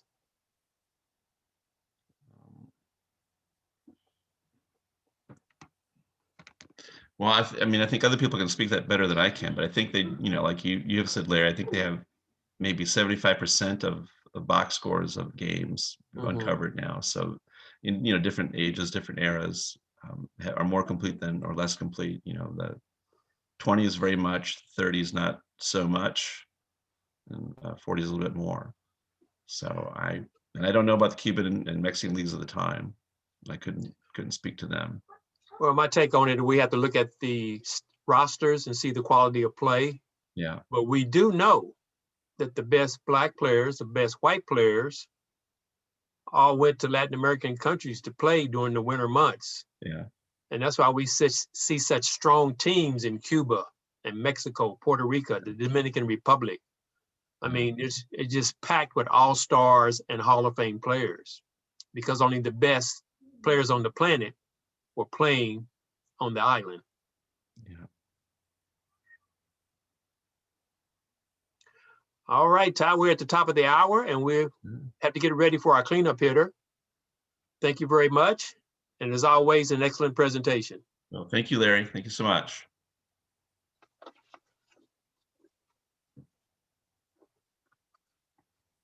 Larry, should I go ahead and share my screen? Oh, let me introduce you first. Okay. Our next presenter is Emily Rutter, and she's an assistant professor of English and faculty fellow at Ball State University. One of our other presenters, Dr. Jerry Strecker. And she's the author of Invisible Ball of Dreams, one of my favorite books, Literary Representation of Baseball Behind the Color Line and the Blues Muse, Race, Gender, and the Musical Celebrity in American Poetry. Her list of published essays in academic journals is endless. We could be here all night. She was recently the keynote speaker at the Ottawa University Literary Baseball Conference in Kansas, speaking about August Wilson's play Fences. You may remember starring Denzel Washington and Olivia Davis. It was outstanding. So please welcome the lovely Dr. Rutter on her presentation about Ethelbert Miller's book, If God Invented Baseball. Can the church say amen? Amen. Thanks so much, Larry. Okay, I'm going to share my screen. I hope that okay. Please sing out if you can't hear me or you can't see my slides or both. So thank you so much to everyone for being here, and thanks especially to Larry and Leslie for inviting me to talk. My presentation is going to cover E. Ethelbert Miller's work a little bit more broadly. So I'm going to talk briefly about his memoirs and two of his collections, because he has a new collection that will be out in September that's also about baseball. Okay, so some of you might already be familiar with Miller's work, but I'll just give you a brief introduction here. A prolific poet, author of 2 memoirs, former director of Howard University's African American Resource Center, host of the WPFW radio show On the Margin, former editor of Poet Lore magazine, and a self-styled literary activist, E. Ethelbert Miller is a national treasure. Miller is also one of the foremost literary chroniclers of baseball, but his striking invocations of the sport have yet to receive the scholarly attention they warrant. And this is kind of a critical gap that I'm working on filling. In her introduction to the collected poems of E. Ethelbert Miller, Kirsten Porter identifies jazz, sports, especially baseball, visual arts, and relationships as Miller's recurring subjects, and suggests that, and this is Porter's words, words are a call for love. His words are a call for love and equality, a protest against oppression, a prayer for change, unquote. The poem Baseball, published in the collection that Larry mentioned, If God Invented Baseball, which came out in 2018, Miller offers a profitable glimpse into the ways in which these themes are manifest in Miller's representations of baseball in particular. So this is an excerpt from the poem here on the screen. Let me sit in the ballpark, cap turned backwards and praying for a rally. I need the sun and sweat to remind me how much I love the game, how each year it comes down to the last inning, the final out. Celebrating one of the most iconic American arenas, the ballpark, Miller affirms the promise the secular space holds for spiritual renewal and affirmation, praying for his chosen team to emerge victorious in the end. The predictable cycle of the game from the first inning to the last inning, the final out, likewise provides an analogous trajectory for a lifetime filled with achievements and setbacks. Important too is Miller's emphasis on the need for the sun and sweat to remind him that he loves the game, suggesting that such a commitment is hard-won and visceral. The history of Black American baseball players and fans provides ample justification for why the sport is a paradoxical symbol, as capable of evoking grief as it is of evoking love, or for Miller anyway, both. I'm going to briefly consider, to kind of expand on this sort of idea of the paradoxical symbol here, I'm going to briefly consider Miller's 2 memoirs, Fathering Words and The Fifth Inning, and then his most recent poetry collection. So again, this is If God Invented Baseball, which was published in 2018. And When Your Wife Has Tommy John Surgery and Other Baseball Stories, that is forthcoming. It will be out in September. And what I want to suggest here is that Miller draws on baseball, represents baseball in 3 interrelated ways. First, the game's structure, codes, and positions, including that of the fan, provide a generative set of metaphors for his personal struggles and achievements as a writer and a Black American. Second, framing the history of the game from a Black perspective, Miller grapples with the nation's systemic racism while honoring Black ball players not only for their resistance to white supremacy, but also for their complex humanity. Finally, developing what I term a baseball imaginary, Miller accords the game sacred significance in his commitment to building a society guided by an ethic of love and mutuality. Baseball, like America, requires devotees to love and resist it in equal measure in order to ensure the sport lives up to its trumpeted democratic ideals. This is why for Miller, baseball is the urtext for his life and the narrative of the nation, The sport and its famous black ball players capture the long durée of racialized exclusion and resistance to white supremacy, while engaging in this historical reckoning enables an aspirational vision, a baseball imaginary, in which mutuality and an appreciation for human difference are the fabric of beloved community. In his first memoir, Fathering Words, baseball becomes the metaphorical means by which Miller represents his family dynamics and coming of age in a racially and economically stratified nation, suggesting that his experiences are quintessentially American while troubling the stereotypical notion of what that Americanness entails. And this is just a short excerpt from that memoir. Recalling one especially candid moment between father and son, "I could leave your mother and be like everyone else," my father says to me. Miller describes their relationship as one of survival. So this is Miller again. "We could be two people on a raft, lost at sea, food running out, as well as our trust and tempers. Yet we are dependent on each other like piano and bass players or pitchers and catchers." A few lines later, Miller qualifies freighted exchanges like these further. "Those moments between father and son that are not the simplicity of playing catch with a ball and a glove." Here, baseball is not cast as an intergenerational ritual, but instead a comparative mode through which the young Miller learns the struggle entailed in the life of a working class Black father in a white-dominated capitalist America. In this environment where familial bonds are strained by socioeconomic precarity, it's not the church that provides Miller affirmation or guidance, but rather the secular world of baseball. For instance, he recalls his childhood fascination with the New York Yankees as role models, whereby he mimicked the moves of Clete Boyer, who was, quote, known for diving and backhanding a hardliner down the line and throwing the hitter out from his knees. "How many times did I try to do this? Was this as close as I would come to prayer?" While Miller does not portray baseball as the utopic dreamscape that it is for some, he derives inspiration from the sport as a secular site manifest with sacralized beauty on the one hand, "Was this as close as I would come to prayer?" and knowledge about the joys and tribulations of being Black in America on the other. As Miller therefore moves away from the dreams of becoming a player and embraces the role of a poet, he continues to invest in baseball as a metaphor for his own experiences, as well as the history of racial exclusion and progress. Miller likewise persists in his capacious view of baseball, not only as a game, but also as an aspirational social arena, a baseball imaginary, enabling both self-expression and mutual care and solidarity. For example, Miller references baseball as he recalls his first poetry reading as an undergraduate at Howard University, where he joined a roster of formidable writers: Sonia Sanchez, Marion Brown, Askia Muhammad Torre, Carolyn Rogers. And Bob Stokes, who's a kind of mentor of sorts, asked Miller to read first. And this is an excerpt from this book. So he, quote, "dug in behind the podium like a young Jackie Robinson," unquote. "Once on stage," and this is Miller, "I leaned into the mic, gripping my first poem, a short piece about Blacks being afraid of the revolution. The words left my mouth and were smacked across the room with applause. Wow, a single in my first at bat.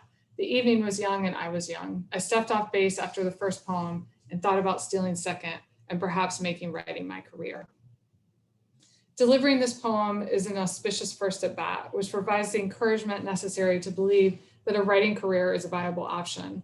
Moreover, comparing the pressures and possibilities of the moment to Robinson's courageous commitment to put the lie to the myth of Black inferiority, Miller underscores the inspiration that baseball in general and Black baseball players in particular have provided in his journey from the son of a letter carrier in the South Bronx to becoming one of the nation's most esteemed writers.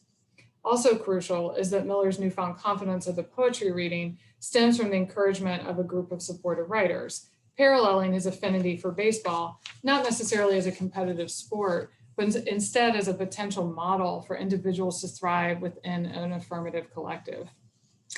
In his second memoir, The Fifth Inning, Miller elaborates further on these kind of three interrelated themes that characterize his invocations of baseball. So one, as a kind of metaphor for examining the complexities of his life as a Black American writer. Two, as a touchstone for examining the nation's history of racial segregation and integration. And three, as an imagined sacralized space through which he envisages a beloved community. Whereas Fathering Words begins in the first inning of Miller's South Bronx childhood and narrativizes his early years as a writer, husband, and father, as well as the loss of his own father and brother, the fifth inning begins in Washington, D.C., where Miller is already a well-established poet, editor, and literary activist with grown children. He commences the fifth inning by comparing himself to a seasoned hitter about to miss an incoming pitch. I'm in mid-swing, about to hear the ball pop into the catcher's mitt, and then segues into an explanation of how baseball informs his approach to writing in particular and life in general. Everything comes down to balls and strikes. You don't need religion or God to understand this. For Miller, baseball provides a playbook for discerning experiences as often missed opportunities, strikes, or those one should avoid chasing, such as balls. Self-reflexively, Miller also models the process of utilizing baseball's codes and cues as interpretive tools for the choices he makes on the printed page, while he establishes a mentoring relationship with readers who are similarly instructed about baseball's utility as a guiding metaphor. So this is Miller again. I'm writing this memoir consisting of balls and strikes, words changing into sliders, knuckleballs, forkballs, fastballs, and changeups. I'm throwing sentences and paragraphs at readers. Hit this. Don't go chasing meaning where there is none. Now casting himself as a pitcher and the reader as a batter, both of whom must avoid the errant ball or the one that lacks meaning, the game becomes a heuristic for discerning the intricacies and variabilities, the sliders, knuckleballs, forkballs, fastballs, and changeups of the writing process, as well as life itself. Here, baseball also continues to be a potent site for envisaging an alternative social schema, a multiracial, multicultural community sustained by an ethic of love. Miller notes, quote, "It was Martin Luther King Jr. in his final year that instructed us to believe in the beloved community," unquote. Miller then poses a question that animates so much of his writing about baseball. How do we learn to commit ourselves to a world of lasting compassion and peace? For this lifelong fan, baseball provides the landscape to aspire towards a social foundation characterized by fellowship and the abiding appreciation of heterogeneity. And this is from the fifth inning towards the end, and I'll just read the quote here. "Walk into any ballpark and the green grass of the outfield, the 4 white bases, the stands, the smell of food, the signs, the scoreboard, the kids with gloves, folks wearing jerseys of star players, the sounds of balls jumping off bats, and your seat in the middle of it all waiting for you. This is the reason you were born. The child in you returns and you turn to see if you're in a position to catch a ball. When the national anthem is played, you look out at the beloved community."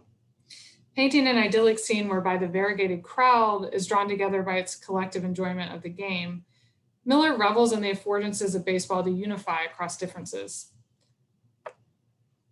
As he suggested in references to baseball and prayer in Fathering Words, and in his aforementioned directives about pitching and hitting balls and strikes, you don't need religion or God to understand this, Miller turns not to an otherworldly force for existential meaning, but instead derives solace from the secular world of baseball, in which he affirms his deep faith in the latent potential of American society. Moreover, while in recent years, athletes' decision to kneel when the national anthem is played has become a righteous act of resistance to anti-Black violence, Miller is not so much uncritically endorsing the patriotic myths conveyed in the Star-Spangled Banner, as he is suggesting what the game in this tune may become. As he queries a few lines later in the fifth inning, what about a different America? Baseball provides the creative space to imagine what this other nation, one in which citizens commit to respecting and protecting each other's humanity, might look like.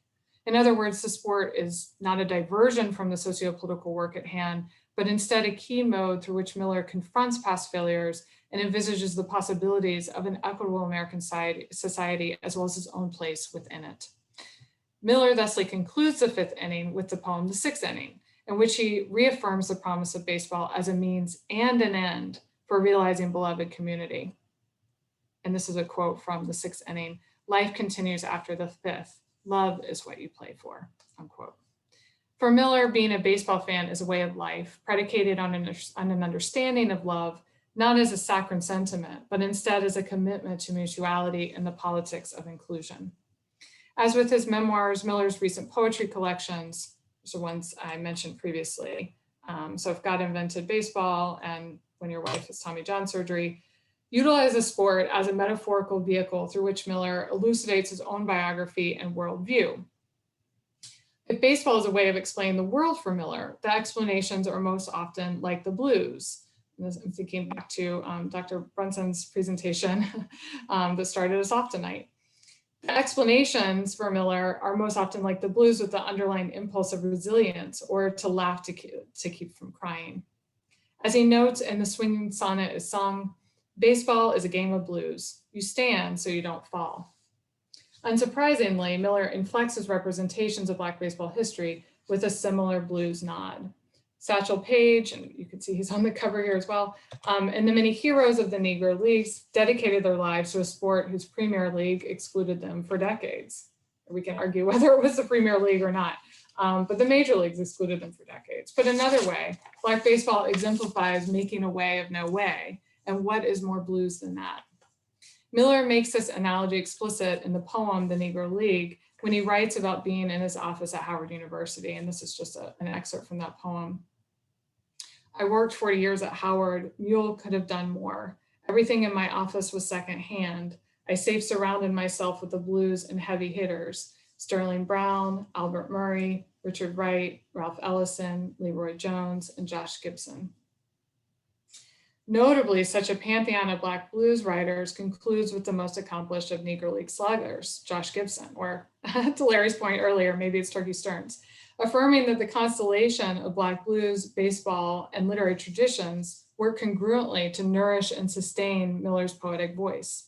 Indeed, the final lines of this poem mimic Paige's own propensity for generating humorous maxims. Control your love like Satchel Paige. If you have to resuscitate, then hesitate. Here and elsewhere, baseball and music are not only interwoven, but also celebrated as crucial cultural and socio-political reference points for Black American life.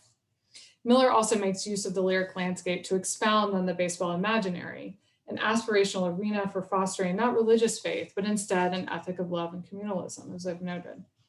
For instance, when Miller addresses the current historical moment in the poem, The Relief Pitcher Throws a Sonnet, he makes use of baseball's codes and rituals to convey his own quiet humanity as a Black American writer, as well as to offer reassurance that the aspiration for beloved community remains intact, despite the immediate threats at hand. The poem's second person, you, is cast as the relief pitcher, the figure who takes the mound towards the end of the game, often to preserve the lead, but the pronoun may also be interpreted as Miller's guidance to himself and dialogically to us as readers and fellow citizens. Comparing the trajectory of American racism to a baseball game in which the promise of winning, or at least making strides toward racial equity seemed possible in the wake of the two-term presidency of Barack Obama, Miller confronts the quote unquote blown save of the 2016 election of Donald Trump. And I'll just read the excerpt from the poem I have here. You have to forget the last election, the blown save. What matters is now, not tomorrow, just now. In every inning, there is the possibility of something going wrong, the way sunlight blinds or the way a ball skips towards the wall or through and under a glove. You stand on the mound of your imagination and imagine nothing except your own breath. In your hands, the roundness of the world. Through the flexible you, Miller confronts the implications of the recent political catastrophe, Trump's election and the regressive policies and anti-democratic tactics that he immediately enacted, while remaining steadfast in his focus on caring for himself and others in the here and now. In your hands, the roundness of the world. Just as the relief pitcher must not dwell on the runs given up, Miller insists on a focus on just now and nothing except your own breath.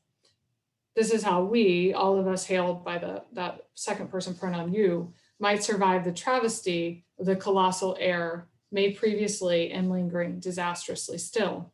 The poem too emphasizes Miller's own inner life in which your imagination is the preeminent guide. Here in your hands, both the relief pitcher's round ball and the poem itself is a world of Miller's own making, which is not structured according to racial oppression, but instead, as Kevin Quashie might put it, quote, rests on a quiet premise of Black humanity, end quote.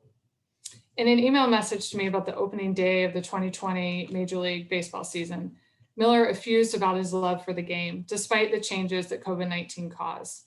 This is the good life, he noted. The pastime, this is more than flags, troops, and anthems. This is who we are. Americans enjoying the beauty of the game as if we were gods who invented it.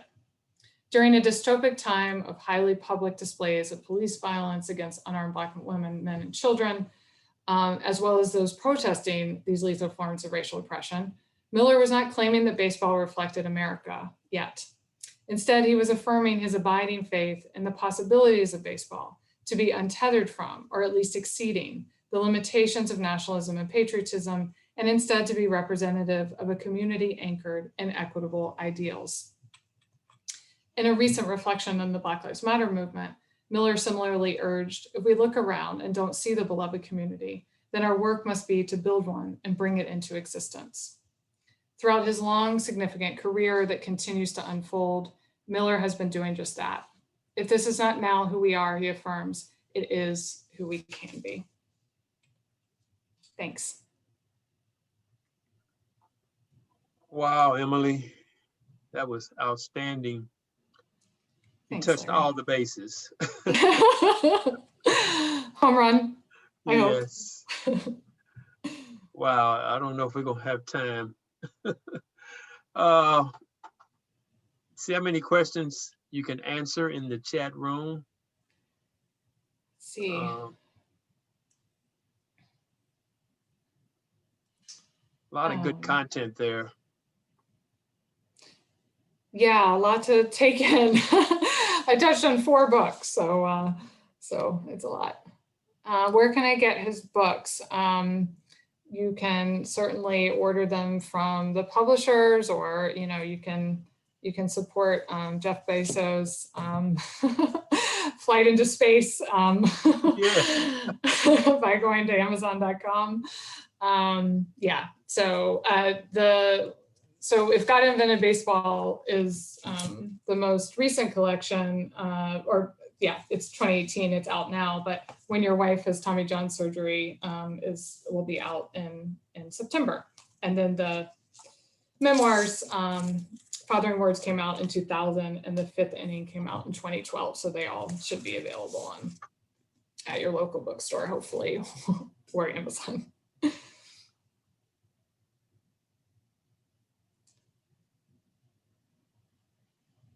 Did Miller play baseball himself? He did play baseball as a kid. I don't think he ever played on any kind of semi-pro or in any kind of professional way, but certainly did play baseball growing up.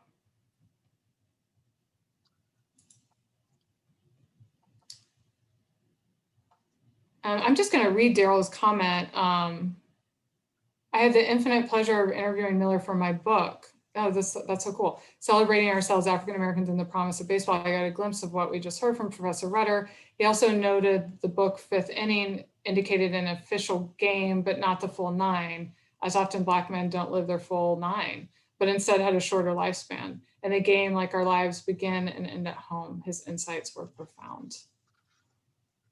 Beautiful. Thanks, Daryl. It's beautiful. As we know, Jackie Robinson never got to play extra innings in his life. Died at a young age. Here's a curveball. I'm throwing you a curveball. Okay. Compare Ethelbert Miller to August Wilson.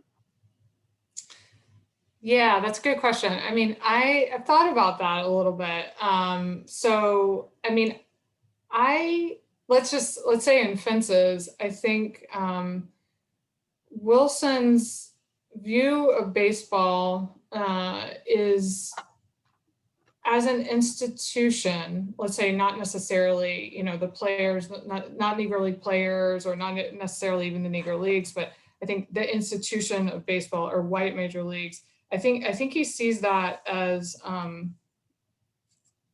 a kind of not just problematic, but maybe even kind of broken institution, right? Like one that maybe can't. I don't see him having a lot of optimism, or I don't see him, especially through the voice of Troy Maxson, as approaching that institution with a lot of possibility. I do think for Ethelbert, he's very critical of aspects of baseball and of baseball history and racial oppression within the institution of baseball, but he also invests a lot in baseball as a site of possibility. So I think there is, I think there's a more sustained investment too, like, Ethelbert's been writing about baseball very consistently for a long time. It's like, one of his dominant interests. And I think for Wilson, maybe it's fair to say he was pretty disgusted with baseball and you know, just so eloquently illuminates that disgust and why, and it's totally justifiable. But I think Miller is more interested in sort of, yeah, again, this kind of sustained approach and in looking for as at the sport and the institution as a kind of place for possibility. Yeah, of possibility.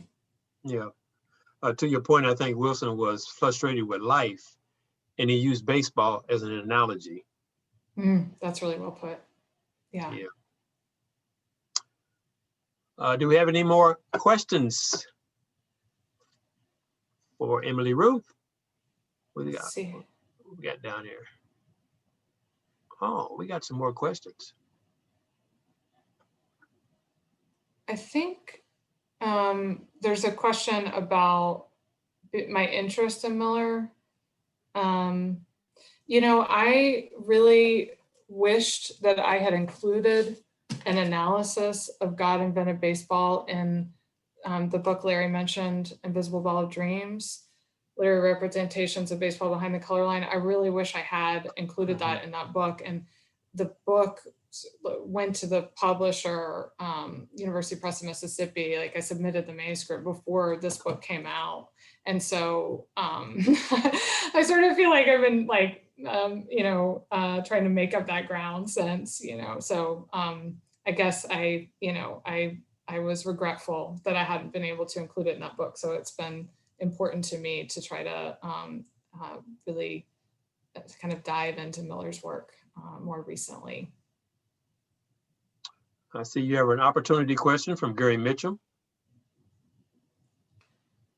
You know what? Yeah. Gary, that's a great question. And I'm sure that I haven't included everything on here, but I have a Google site that I made that has links to Black baseball, you know, the representations of Black baseball that I'm familiar with in poetry, plays, novels, film.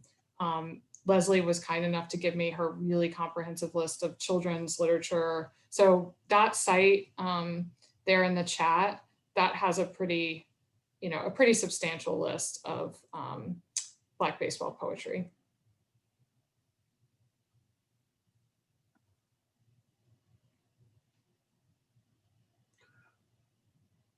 All right. Another home run. Thanks, Larry. Thank you so much. I appreciate being here. Thanks so much for listening, y'all.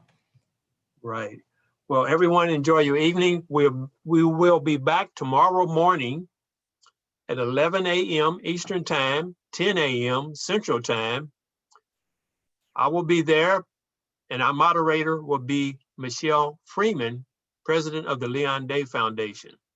And we got a full lineup from 10 a.m. or 11 a.m. to late Saturday. So you got plenty of things to do. We're going to play videos. We'll have bingo long video. We're going to play an interview with Satchel Paige to celebrate his 50th anniversary of being inducted into the Hall of Fame in 1971. We got a tribute by Chuck D of all the ball players who passed away in 2020. And so we got a full lineup tomorrow, and I can't wait to come back and enjoy it. Bring a basket, enjoy the game. See you tomorrow at 10, 11 a.m., bright and early. Get your breakfast in, bring your coffee. 8 a.m. in California, as some people say. Where'd you get your shirt, Larry? Thank you, Larry, and all the organizers. My shirt came from baseballreference.com, and I am trying to get them to produce hats for everybody for the Jerry Malloy Conference. Thank you. Hi, Joyce. Hi, that was enjoyable. Well, we got more to come. Tomorrow is a big day. So get your energy pills up, your caffeinated drinks, and be prepared. Okay. So thanks, everybody. See you tomorrow early. Thanks, everybody. Thank you. Leslie. Everybody was great. Good night. You too. Thanks, Happy y'all. birthday, See you in the James. morning. Thank you, Happy sir. birthday, James. That Thank was really you. good. Bye-bye. Enjoy Wear your your evening. Nationals gear tomorrow. Who? Nationals. Oh. I think they got something going on called the Olympics, but we'll talk about that later.